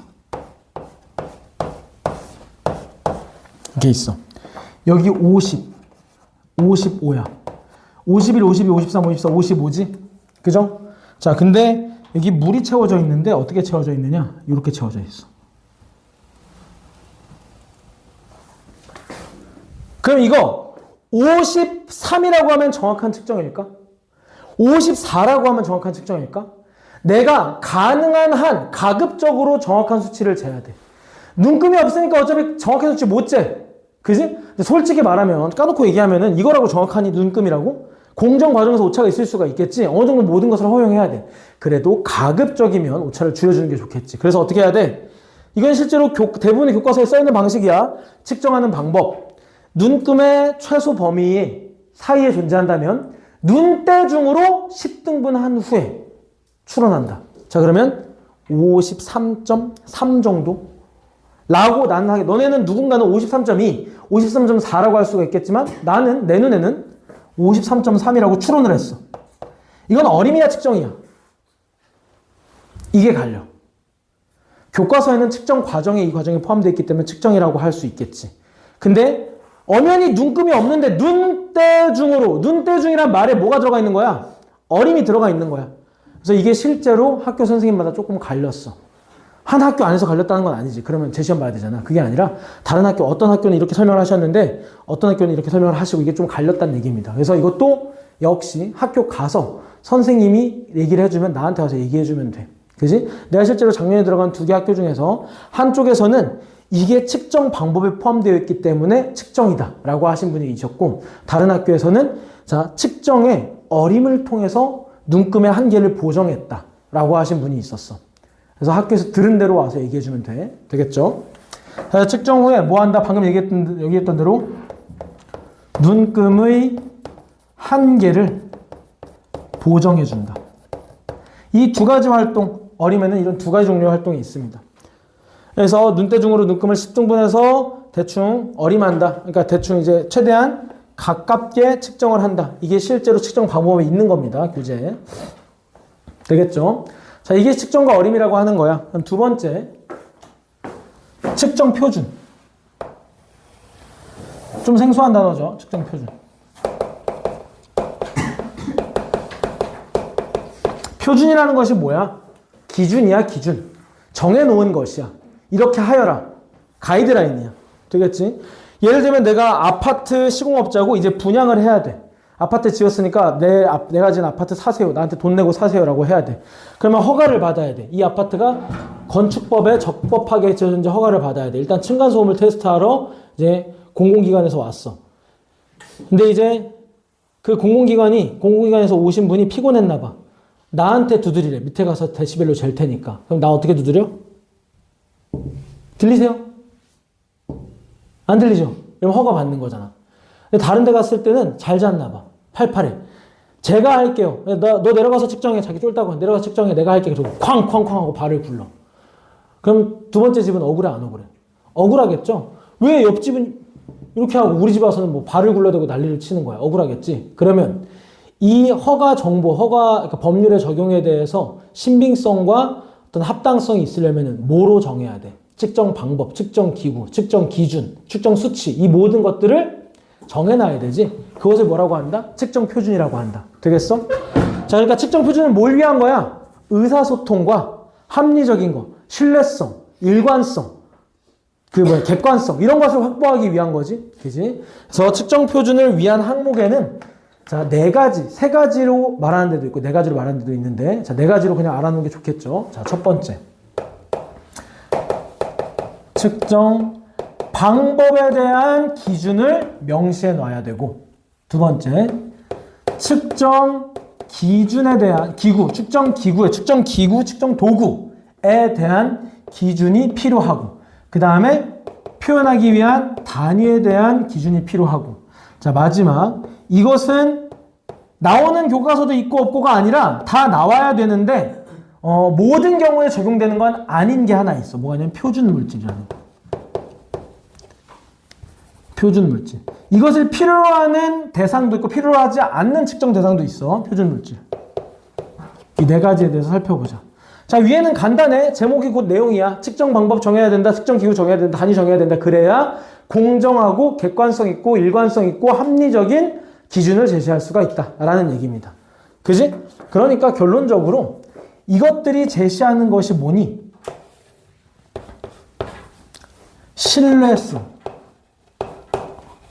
신뢰성이야. 그지?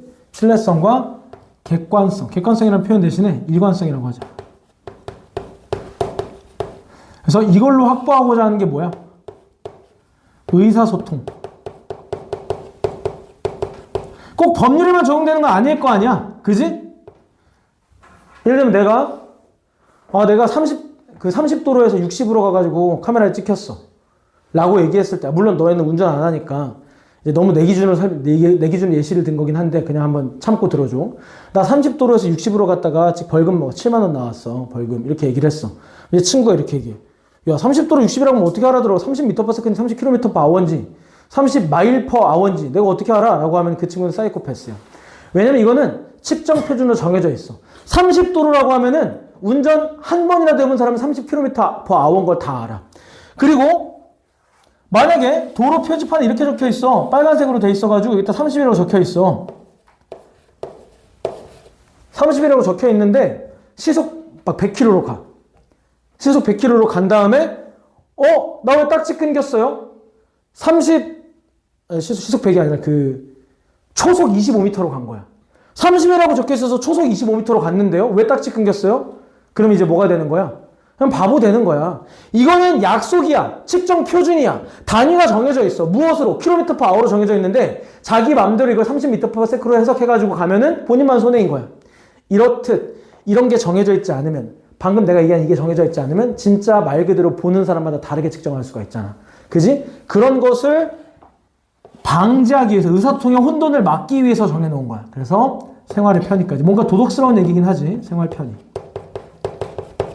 그래서 측정 표준이 왜 필요하다? 방법과 기구와 단위에 대한 가이드라인을 작성해 놓음으로써 측정된 수치들의 신뢰성과 일관성을 확보하고 그로써 의사소통과 생활 편의를 도모하기 위함이다. 되겠니? 뭐 좀 도덕적인 이야기지, 과학보다는. 그래서 납득하기 어렵지 않을 거고. 마지막으로 표준 물질에 대한 얘기 한번 좀 해보자. 표준 물질. 이것은 악기 튜닝과 비슷한 거야. 예를 들어 너희가 이제 밖에 나가서 뭐 기가 시간이나 이럴 때 대기 오염 수치를 재보기 활동을 했어. 그래서 이제 선생님이 가지고 계신 6개의 실험기구를 그 조별로 나눠줬는데 6조로 나눠줬는데 이것은 이제 대기 오염 농도를 재는 기구야. 근데 나가서 6조가 쟀어. 근데 4개의 기계는 똑같은 수치를 가리켰는데 2개의 기계가 다른 수치를 가리켰어. 근데 이 2개가 똑같은 수치를 가리켰어. 그럼 이 2개가 정상인지 4개가 정상인지 몰라. 오래된 기계라서. 자, 그러면 그날 실험을 하기 위해서는 뭐가 필요해? 기준이 필요해. 그럼 기준이 되어주는 어떤 대기 상태가 필요해. 어떤 기준 대기 상태. 자, 이 교실에 들어가면 여기는 50ppm입니다. 이런 게 있어야. 자, 다 가지고 들어와. 측정해봐. 50인 거 정상. 35? 너 탈락. 이런 기준이 필요하단 말이야. 그지? 이런 기준이 되어주는 물질을 표준 물질이라고 하면 돼. 그래서 이것은 뭐다? 튜닝용이야. 측정 기계를 튜닝하는 용도야. 그러니까 뭐라고 생각하면 된다? 왜 튜닝용이냐?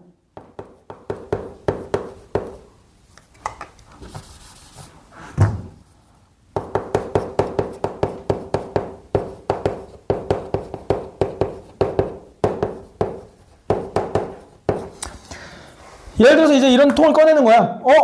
어떤 거는 50 가리킨다, 어떤 건 35 가리킨다고 다 가져와봐. 뭐가 맞는지 한번 볼게. 그래서 선생님이 이걸 딱 꺼내셔. 여기에 뭐라고 써있냐? 표준 물질이라고 써있고 여기 50ppm이라고 이렇게 써있어. 라벨이 붙어있어. 이제 여기를 딱 열어서 이제 이게 연결해. 이제 연결해. 이렇게 연결해. 연결해서 여기다가 그 기계를 대보는 거야. 대봤더니 삐빅 하면서 나왔는데 50이 떴어. 정상. 35가 떴어. 불량. 이렇게 되는 거지. 그래서 튜닝용으로 정확히 어떤 수치를 나타내야 되는지가 정해져 있는 물질을 표준 물질이라고 한다. 이렇게 이해하면 되겠습니다. 튜닝용입니다. 되겠죠? 그래서 표준 물질. 그러니까 늘 필요한 건 아니겠지. 예를 들면 그 소음 공해를 측정하는데 표준 물질이 필요하진 않을 거 아니야. 그지? 그래서 때로는 필요하고 때로는 필요 없으나 어쨌든 기본적으로 이 네 가지를 알아주셔야 된다.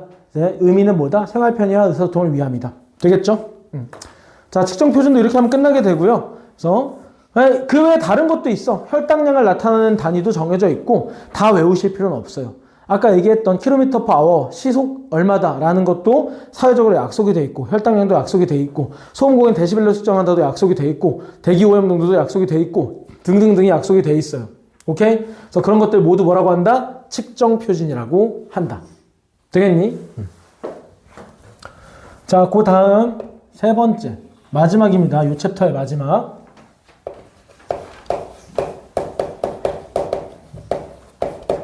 신호와 정보. 자, 먼저 신호라는 것이 무엇이냐? 신호. 신호라는 것은 이런 겁니다. 자연의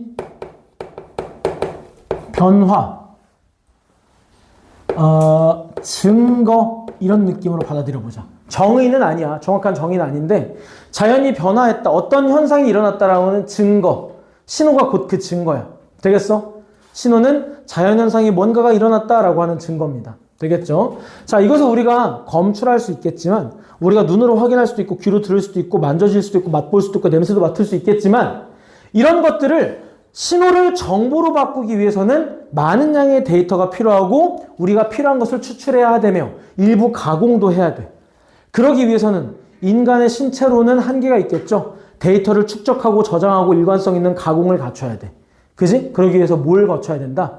자연 상태의 신호를 정보로 바꿔줄 수 있게끔 감지하는 기계가 필요합니다. 그것을 두 글자로 뭐라고 한다? 센서라고 합니다. 센서. 오케이? 그래서 이 신호를 무엇으로 바꾸기 위해서? 정보로 바꾸기 위해서 우리한테 뭐가 필요하다? 센서가 필요합니다. 센서. 되겠지? 자, 그럼 두 번째 센서에 대해서 이야기해보자. 자, 센서라고 하는 것은 뭐냐? 자, 자연 신호를 감지해서 무엇으로 바꿔준다? 전기 신호로 바꿔주는 거야. 자, 여기서 또 한 번 교과서마다 다른 포인트, 정확히 얘기하면 동화 교과서만 다르게 해석하고 있는 포인트가 하나 있는데 너희는 아마 미래엔 쓸 거니까 큰 걱정은 안 돼. 그래서 언급만 해줄게. 까먹으면 돼. 자, 센서라고 하는 것은 왜냐면 또 미래엔으로 안 쓸 수도 있는 거잖아. 갑자기 동화로 바꾸실 수도 있는 거잖아, 학교에서. 그래서 언급만 해줄게. 자, 센서는 자연 신호를 무엇으로 바꾼다? 전기 신호로 바꾼다. 이따가 얘기해 줄 거야. 일단 기억 들어봐. 자, 센서라고 하는 것은 자연 상태에서 소리나 빛이나 어떤 냄새나 화학물질, 이온 이런 것들을 감지해서 전기 신호로 바꿔준다. 왜? 전기 신호로 바꾸어야 전자기기에서 분석이 가능하니까. 이것을 센서라고 한다. 사실은 이제 과학, 철학 쪽으로 이제 해석을 하면 센서는 사실 전기 신호로 바꾸는 물질은 아니야. 쥐덫도 센서라고 볼 수가 있어. 사실 아날로그로 그 기계적으로 만든 쥐덫도 센서라고 볼 수가 있어. 고대부터 쓰던 가장 간단한 것들도 다 센서라고 볼 수가 있는데 이 통합과학에서는 그냥 의도대로 가자. 우리가 무슨 과학 철학적으로 진위를 따질 필요는 없잖아. 그래서 의도대로 그냥 센서는 뭐다? 자연 신호를 전기로 바꿔주는 게 센서다. 오케이? 진위 여부를 따지지 말고 그렇게 받아들여 주시면 되겠습니다. 자, 센서의 종류를 따질 때는 인간의 오감을 생각하면 됩니다. 자, 감각기관 중학교 3학년 4단원에서 배운 감각기관 5가지 불러볼까? 맞아. 눈. 그 다음에 잘했어. 코. 그 다음에 뭐? 잘했어. 혀. 그 다음 뭐? 잘했어. 귀. 그 다음 뭐? 피부. 잘했어. 5가지가 있겠지? 자, 눈은 무슨 각? 시각. 무엇을 감지하니? 빛을 감지해요. 코는 무슨 각? 후각. 무엇을 감지해요? 기체 상태의 화학물질. 자, 혀는 무엇을 감지해요? 미각이죠. 무엇을 감지해? 액체 상태의 화학물질. 귀는 두 가지가 있지. 뭐랑 뭐가 있어? 평형감각신경과 청각이 있죠. 청각이 있고 평형감각이 있어. 피부는 위에다 써야겠다. 조금 좁네. 귀는 청각과 뭐가 있다? 평형감각. 이 평형감각은 어떤 거를 자극으로 받아들여? 일단 청각은 뭐를 자극으로 받아들여? 소리 혹은 진동이라고 표현해도 되는데 그냥 소리라고 할게요. 자, 평형감각은 무엇을 받아들일까? 얘는 운동 변화. 평형감각이 뭘로 이루어져 있어? 두 가지 기관이 있지. 평형감각신경 두 가지 뭐? 전정기관 또 벤고리관. 이렇게 두 가지가 있지. 벤고리관 뭐야? 고리 세 개로 이루어져 있잖아. 반고리관 내부에는 뭐로 차 있어? 액체로 차 있어. 반고리기 때문에 3축으로 되어 있어. X축 방향 회전과 Y축 방향 회전과 Z축 방향 회전을 감지할 수 있게 세 개의 고리로 되어 있어. 안에 물로 차 있고. 자, 그럼 우리가 몸이 회전하면 우리 몸은 회전하고 액체는 회전하지 않아. 그럼 안에 감각모가 건드려져. 액체가 멈춰 있고 우리 몸이 회전하니까 감각모가 감지를 해. 오케이? 근데 내가 10바퀴 돌다 보면 물이 이제는 같이 돌겠지? 물이 같이 돌다가 나만 멈췄어. 근데 물은 계속 돌아. 그럼 난 어떻게 돼? 여기 표현 감각 정보는 내 몸은 회전하고 있어요. 내 시각 정보는 어때? 멈춰 있어요. 불일치하지? 그럼 어지럽게 되는 거야. 멀미도 마찬가지. 멀미할 때 핸드폰 보면 더 멀미하죠. 책 보면 더 멀미하죠. 밖에 보면 멀미를 덜 해요. 왜? 밖에를 보면 내 몸이 느끼고 있는 가속도, 가속할 때나 끼익 할 때나 내 몸이 느끼고 있는 정보와 시각 정보가 일치해. 그럼 멀미 안 해. 그런데 너네가 핸드폰 봐. 내 몸은 뭘 느껴? 끼익, 붕 하면서 계속 가속도를 느껴. 근데 화면은 멈춰 있지. 그럼 시각 정보와 몸이 느끼는 표현 감각 정보가 불일치하지. 그럼 멀미를 하는 거야. 되겠죠? 즉, 그 반고리관과 전정기관 모두 무엇을 감지한다? 나의 운동 변화를 감지한다. 회전이라든가 급출발이라든가 급정거라든가 이런 걸 감지한다. 운동 변화 정보를 감지를 하는 거야. 되겠죠? 자, 피부까지. 흰색. 피부까지. 자리가 좀 없네. 피부는 크게 세 가지로 뭐? 촉각, 촉점, 그 다음에 앞점이나 통점, 그 다음에 운점과 냉점. 하나, 둘, 셋, 넷, 다섯, 여섯, 일곱, 여덟 가지의 센서만 알면 됩니다. 보통 8가지 다 언급한 학교는 잘 없어. 8가지 알고 있으면 다 알고 있는 거야. 자, 빛을 감지하는 센서 보나마나 뭐라고 하겠니? 한자로 광센서라고 하겠지. 어디에 사용돼? 자동문.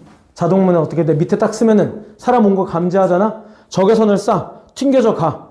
사람이 없으면은 적외선이 왔다 갔다 하는데 시간이 오래 걸려. 사람이 오면은 적외선을 흡수하거나 왔다 갔다 하는데 시간이 짧게 걸려. 그러면 문이 열리는 거야. 되겠어? 자, 적외선 또 어디 있어? 리모컨에서 적외선 나와. 그럼 적외선 받아들여. 그러면 신호 감지해. 이런 게 광센서. 되겠니? 자, 그리고 후각, 기체 물질을 감지하는 거. 뭐? 농도 센서. 자, 대기오염 몇 ppm인가? 오존 농도는 몇인가? 미세먼지 몇인가? 측정하는 거. 농도 센서. 자, 액체 물질 이온 센서. 용액에 녹아있는 이온을 측정하는 거야. 나트륨 농도는 몇인가? 칼륨 농도는 어떤가? 산소 농도는 어떤가? pH 농도 같은 거 재는 거. 그게 이제 이온 센서. 자, 소리는 말 그대로 데시벨 재는 거 소리 센서라고 할게요. 소리 센서. 오케이? 자, 그리고 표현 감각, 운동 변화를 재는 거. 이거 가속도 센서라고 이제 은근히 우리한테는 생소한데 은근히 시험 문제에 잘 나옵니다. EBS에도 많이 등장하고. 자, 가속도 센서라는 거는 뭐냐? 너네 핸드폰에 다 들어있는 거야. 핸드폰 화면 회전 잠금 끈 다음에 옆으로 기울이면 화면 회전하죠. 뭘 감지하는 거야? 화면이 이렇게 되어 있으면은 가속도가, 죽는 가속도가 이렇게 되어 있다는 걸 얘가 감지해. 기울이면 죽는 가속도가 이렇게 되어 있다는 걸 감지해. 그럼 화면이 돌아가. 또 게임할 때 얘를 이렇게 왔다 갔다 하면서 하는 그런 유형의 게임도 있죠. 기울어짐을 감지하는 거. 이것도 뭐야? 가속도 센서. 이렇게 기울이면 가속도가 이 방향이잖아? 그거에 반응해서 화면이 움직여. 이게 다 가속도 센서야. 되겠지? 그래서 너 핸드폰에 전부 들어있습니다. 가속도 센서가.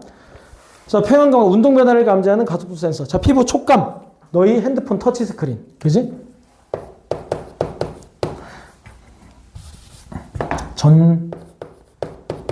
전도 센서라고 할게. 정확한 표현은 아닌데 우리 손이 닿으면 전기가 통해서 닿았구나 싶은 거야. 자, 압각, 통각 그냥 압력 센서라고 할게요. 얼마나 세게 눌리느냐. 이런 건 주로 어디 쓰이니? 이런 건. 예를 들면 카메라가 있어요. 과속 방지 카메라가 있어. 감시 카메라가 있어.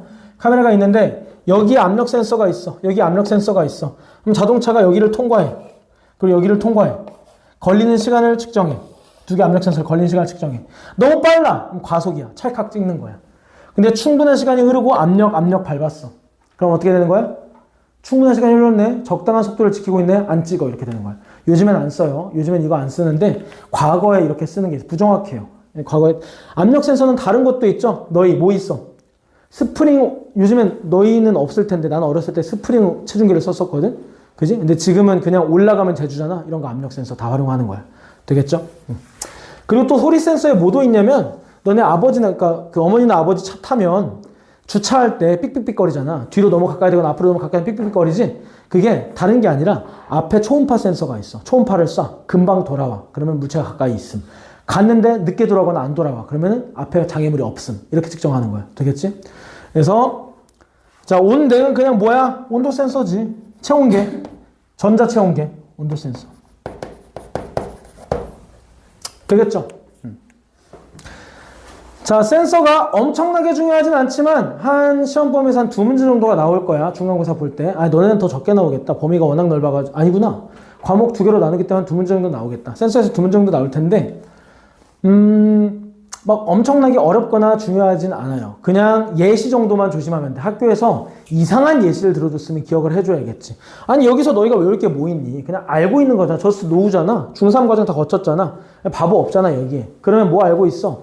우리 몸에서 감지할 수 있는 것들 알고 있고, 센서로 바꾸면 좀 생소한 것들만 눈으로 조금 봐주면 될 거 아니야. 너희가 뭘 생소해하는지 알고 있거든? 생소한 것들만 눈으로 조금 봐주면 되는 거잖아. 그지? 그리고 학교에서 이상한, 특이한, 듣도 보도 못한 예상이 불가능한 예시를 알려줬어. 그것만 따로 외우면 되지. 오케이? 그렇게 준비를 해주시도록 하고요. 자, 그러면 이제 센서까지 했다. 자, 마지막. 오늘의 마지막. 이 신호에서 더 나아가서 3번. 신호 종류의 2가지가 있습니다. 누가 있냐? 아날로그 그리고 디지털.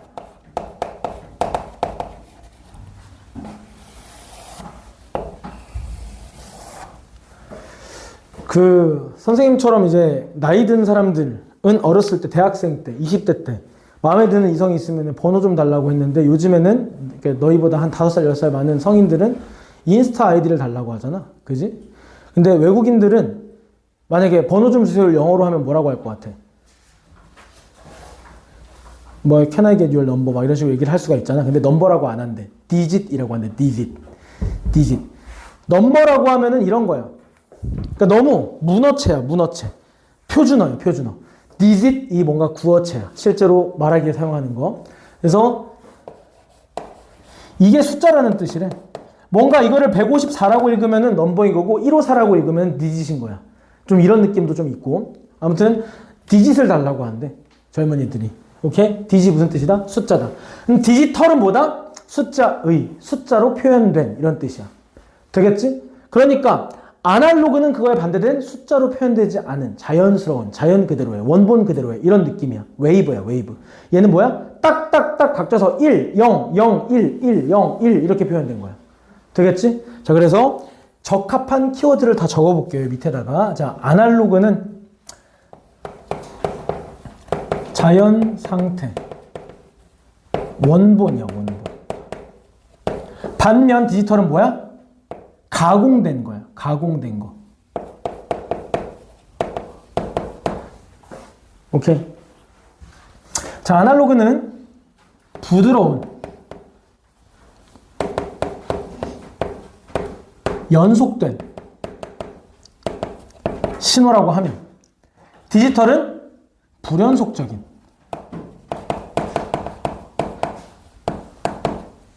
그런 신호입니다.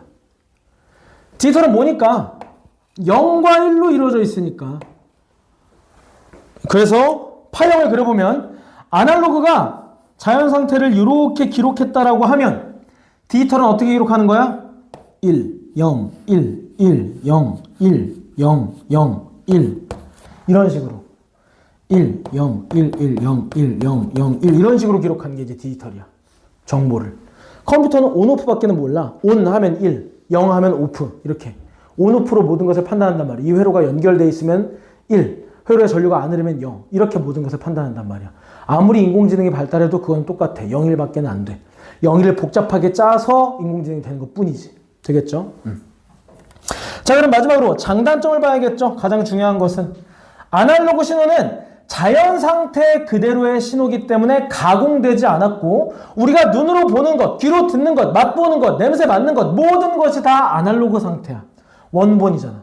근데 우리가 예를 들면 저 녹화된 화면을 통해서 너희가 강의를 듣게 되면 지금 나를 보면 나는 너희한테 아날로그 신호로서 내 몸에서 나온 반사된 빛들이 들어가고 있는 거야.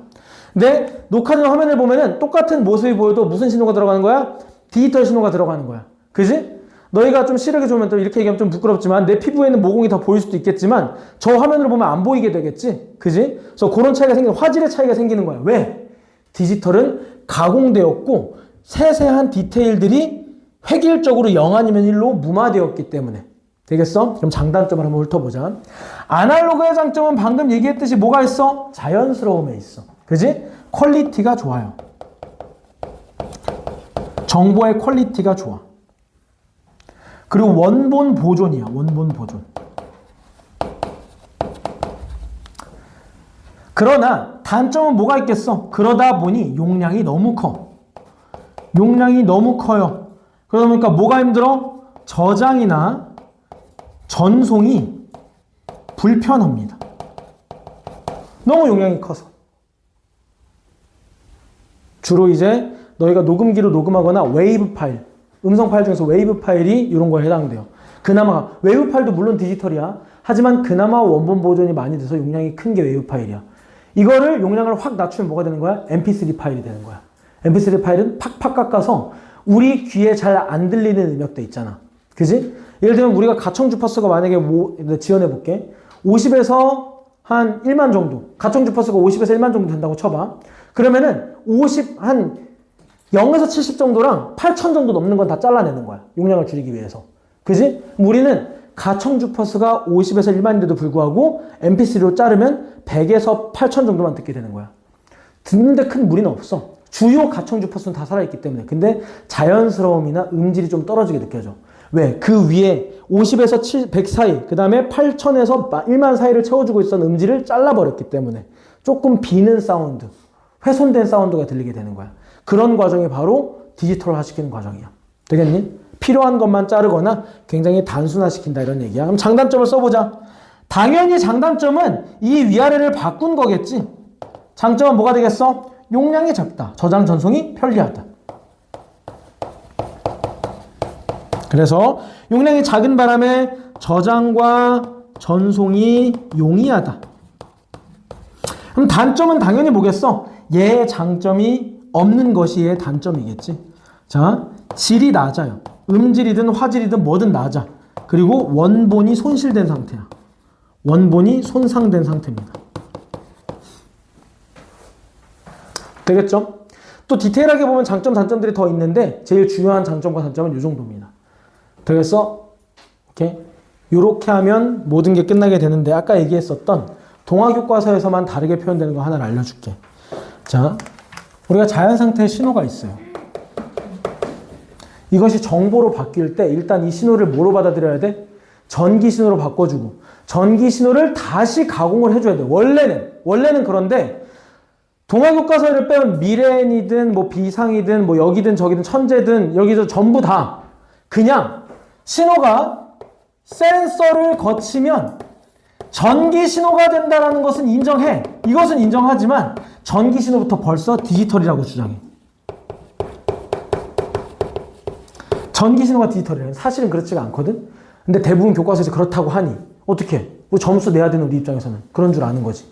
그래서 너희가 우선 알아야 될 것은 센서 통과하면 뭐다? 디지털이다. 센서 통과하면 무조건 뭐다? 디지털이다. 센서뿐만 아니라 모든 전자기기를 단 한 번이라도, 단 1초라도, 잠시라도 거쳤으면 무조건 뭐다? 무조건 디지털이다. 무조건. 오케이? 자연현상을 카메라로 찍어서 인쇄를 해서 인쇄물로 내가 봐도 디지털이야. 한 번이라도 거치면 디지털이야. 라고 인식하고 풀어줘야 돼. 어디서 빼고?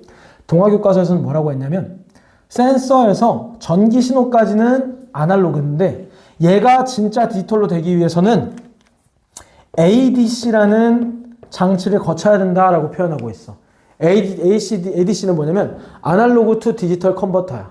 아날로그 신호를 디지털로 바꾸는 컨버터거든.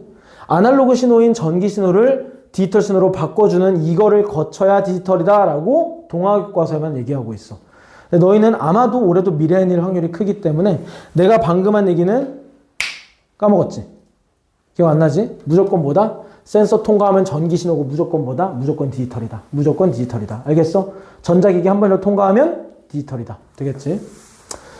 자, 문제를 몇 개 풀어볼 거야. 앞에 있는 거는 쉬울 겁니다. 잘 풀 수 있을 텐데 물론 뒤에도 쉬워요. 자, 15페이지 핍니다. 15페이지. 고난도라고 나름 모아놓은 건데 자, 여기서 고난도라고 하는 것은 좀 생소한 거야. 어렵다기보다도 생소한 거니까 같이 한번 볼게요. 자, 2번. 15쪽에 2번. 호도법에 대한 설명이에요. 자, 만약에 고2 것까지 수학 선행을 한 친구가 있으면 호도법 들어봤을 텐데 못 들어본 친구도 그냥 읽어보면 이해가 될 겁니다. 자, 내가 여기 있는 내용을 요약을 해보면 자, 호도법은 어떻게 한 거다? 반지름과 호의 길이 사이의 비율로서 각을 표현하는 방법이다. 요약하면 이런 겁니다. 되겠어? 그래서 반지름과 호의 길이의 비율, 즉 R분의 S를 이용해서 중심각을 표현할 수 있도록 하는 방법이 호도법이에요. 되겠죠? 그래서 세타가 뭐로 나타나 있어? 라디안이라는 새로운 단위를 쓰면서 세타는 R분의 S로 표현되어 있다. 잘 봐봐 얘들아. 자, 엄청나게 잘 이해할 필요가 없어. 수학 시간이 아니니까. 근데 R은 반지름이야. 반지름이면 기본량 중에서 뭐에 해당돼? 길이에 해당돼. 길이면 단위가 뭐야? 미터야. 맞아? 자, S는 뭐야? 호의 길이야. 길이면 단위가 뭐야? 미터야. 그럼 길이분의 길이면 단위가 있어? 없어? 없어. 이것은 그러니까 뭐야? 비율이야, 비율. 엄밀히 말하면 단위가 아니야. 엄밀히 말하면. 엄밀히 말하면 단위가 아닌데 종종 통합과학에서는 그래도 단위라고 표현하기도 해. 근데 다만 단위라고 표현할 때 뭐라고 단서를 붙이느냐? 무차원이라는 단서를 붙여. 무차원 단위다. 아마 디귿에 나와 있을 거야. 라디안은 차원이 없는 단위다 써 있어. 엄밀하게 얘기하면 단위라는 표현도 좀 어색한데 그나마 무차원이라고 써 있기 때문에 문제의 의도를 알고 동그라미 쳐주시면 된다. 무차원이라는 것은 기본량 중에 어떤 것도 남아있지 않은 상태를 얘기하는 거야. 길이분의 길이기 때문에 약분이 됐어. 그럼 단위는 없는 거야. 기본량이 없는 거야. 그러면 차원이 없는 거지. 그래서 디귿이 맞는 얘기가 되겠다. 자, 반지름의 기본량이라 맞겠죠. 기억에 길이에 해당되기 때문에 기본량이 맞고요. 니은에 라디안은 기본 단위가 아니죠. 그죠? 틀렸습니다. 그래서 참고로 라디안은 퍼센트처럼, 퍼센트가 무슨 의미라 그랬어? 100분의 1을 의미하는 숫자야, 숫자. 숫자의 또 다른 표현일 뿐이야. 라디안도 마찬가지야. 비율을 나타내는 거야. 단위라기보다는. 그래서 호의 길이와 반지름 사이의 비율을 나타내는 겁니다. 아무튼 답은 기억이 맞고 니은이 틀리고 디귿이 맞아서 답은 3번이 되겠다. 자, 5번과 6번, 5번부터 볼게요. 너희들이 그냥 집에서 연습해봐도 되지만 그냥 같이 한번 봐보자. 5번 읽어보면 이렇게 되어 있어요. 중력 상수의 단위를 구하는 문제인데요. 자, 질량을 m이라고 표현하고 두 질량 사이의 거리가 r이라고 했고 g가 기본 상수인 중력 상수로 나와 있고 힘의 크기를 어떻게 구하고 있느냐? g 곱하기 r 제곱분의 m1 m2로 나와 있어. 따라서 자, 둘 사이의 거리 제곱에 반비례하고 둘의 질량의 곱에 비례한다. 중력 상수에 곱해줘서 등식으로 만들어준다. 이런 얘기야. 중력은 힘이기 때문에 단위는 뉴턴이야. 뉴턴은 킬로그램 미터 퍼 세컨드 제곱이고 이러한 단서들을 토대로 했을 때 중력 상수인 g의 단위는 어떻게 되겠느냐라는 문제입니다. 자, 어떻게 풀까요? 일단 이렇게 씁니다. 중력은 뭐다? 중력 상수 곱하기 두 질량 사이의 거리 제곱 분의 두 질량의 곱 이렇게 나타난다. 그럼 우리 뭐가 궁금한 거야? 이 녀석의 단위가 궁금하니까 전부 단위로 바꿔 써보자. 자, F는 뭐야? 뉴턴. 얘는 우리가 궁금해요. 단위가. R은 뭐야? 거리죠? 미터 제곱이에요. M은 뭐야? 킬로그램. 킬로그램 뭐야? 킬로그램 제곱이에요. 우리 얘 단위가 궁금하니까 우리가 이항하듯이 넘겨줘 버리자. 얘가 곱해주고 킬로그램 나눠주면 되겠지? 자, 그때 뉴턴도 바꿔주자. 뉴턴은 뭐야? 킬로그램 미터 퍼 세크 제곱이죠. 자, 이거 넘어갈 때 분자는 분모로 들어가고 분모는 분자로 들어가겠죠. 이것이 우리가 구하고 싶은 이 중력상수의 단위가 될 거야. 약분할 거 약분해보자. 자, 킬로그램 지워지고 사라지고 되겠죠? 그럼 밑에 킬로그램과 세컨드 제곱이 남아요. 위에는 미터 세제곱이 남죠. 따라서 세제곱미터 퍼 킬로그램 세컨드 제곱. 이 뭐가 되는 거야? 중력상수의 단위가 되는 거야. 답은 몇 번? 2번이 되겠지. 유도량을 구하는 방법이야. 어렵지 않죠? 그냥 하면 되는 거야. 되겠지? 자, 6번도 해볼게. 6번 읽어보면 이렇게 써있어요. 진공에서 빛의 속력은 C고 3 곱하기 10의 8제곱 미터/세컨드 정도이다. 태양과 지구 사이의 거리 평균 거리를 천문단위라고 하며 아스트로노트 유닛인가 뭐 그렇게 부른대. 그래서 AU라고 부른다. 그래서 1AU는 1억 5천만 킬로미터, 즉 1.5 곱하기 10의 8제곱 킬로미터야. 자, 이렇게 했을 때 몇몇 천문학 사이에서는 1AU per 미닛을 속도의 단위로 쓰기도 한다. 이때 문제에서 어떻게 나와 있어? 빛의 속도인 3 곱하기 10의 8제곱 미터/세컨드를 무엇으로 표현해라? AU per 미닛으로 표현해라. 이렇게 돼 있어. 자, 어떻게 하는지 봅시다. 자, 보통 수행평가로 많이 봅니다. 이런 거는. 자, 해보자. 3 곱하기 10의 8제곱 미터/세컨드를 무엇으로 표현하여라? AU per 미닛으로 표현을 해라. X값을 찾아라. 이런 얘기입니다. 되겠죠? 자, 그럼 어떻게 하면 돼요? 방법은 이거야. 전부 같은 단위로 통일해주자. 이 AU per 미닛을 미터/세컨드로 바꿔주는 거야. 해보자. 여긴 그대로 둬. 3 곱하기 10의 8제곱 하고 미터/세컨드. X 그대로 두고요. AU가 뭐야? 1.5 곱하기 10의 8제곱 킬로미터야. 우리 뭐로 바꿔야 돼? 미터로 바꿔야 돼. 1.5 곱하기 10의 8제곱 곱하기 킬로면 뭐가 또 붙는 거야? 10의 세제곱이 또 붙는 거야. 1.5 곱하기 10의 11제곱이 되는 거야. 그러면 10을 하나 떼서 그냥 앞에 1.5에다 곱해줘 버리자.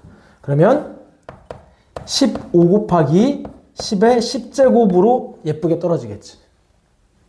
자, 그리고 미닛은 뭐니? 60초죠? 여기 미터. 그리고 60초야. 60세크야. 자, 통일이 됐어요. 여기도 미터/세컨드, 여기도 미터/세컨드 통일됐어. 그럼 이제 뭐가 되는 거야? 여기 있는 이 숫자와 여기 있는 이 숫자들의 계산이 같은 값을 가리키도록 x를 만들어주면 되는 거야. 되겠지? 자, 그러면 3 곱하기 10의 8제곱이 무엇과 같다? 얘네들 계산해볼까? 60과 15가 계산이 되면 얼마야? 4분의 1이야. 4분의 1로 여기서 100을 떼와서 그러면 4분의 1로 나누면 25죠? 그러면 25 곱하기 10의 8제곱 x가 됩니다. 그럼 10의 8제곱 지워지네? 그죠? 괜히 약분했네. 25분의 3, 이게 x가 되죠? 그지? 이 위아래다가 4를 곱해봐. 그럼 뭐가 돼? 100분의 12가 돼. 따라서 x는 얼마다? 0.12. 이렇게 되겠네. 이 뒤는 수학이니까 너희는 우리 통합과학 시간에 우리가 해야 될 일은 여기까지 바꾸는 거야. 이 뒤는 어차피 수학이니까 집에 가서 해보시면 되겠고. 어떻게 바꾼다? 단위를 통일해서 숫자끼리 맞춰주면 된다. 단위 어떻게 통일한다? AU가 1억 5천만 킬로미터이기 때문에 어떻게 한다? 1.5 곱하기 10의 11제곱미터로 바꿔준다. 미닛이 60초기 때문에 60세크로 바꿔준다. 그리고 미터/세컨드를 통일됐기 때문에 뭐만 본다? 숫자만 싹 계산해서 이쪽에는 3 곱하기 10의 8제곱과 같아주면 된다. 알겠죠?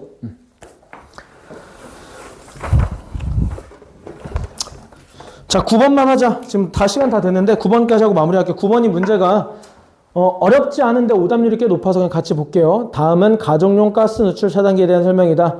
가스 감지기는 뭐야? 센서입니다. 화학 물질 센서가 되는 거예요. 농도 센서. 자, 여기서 전기신호로 바꿔주겠죠. 거기에 컨트롤러가 뭐에 개입하는 거야? 이 정도 농도면 내가 작동을 할까 말까를 감지를 하는 거야. 나 하기로 했으면 차단 장치가 작동이 되겠죠. 그런 원리입니다. 되겠죠? 자, 기억. 가스 감지기에는 화학 센서가 들어있다. 너무 맞는 얘기. 그죠? 니은. 가스 감지기에서 컨트롤러 전송되는 신호는 전기 신호이다. 너무 맞는 얘기. 감지기에서 전기 신호로 바꿔서 컨트롤러로 정보를 넣어주는 거잖아. 맞죠? 디귿. 컨트롤러에서 처리하는 정보는 디지털 정보이다.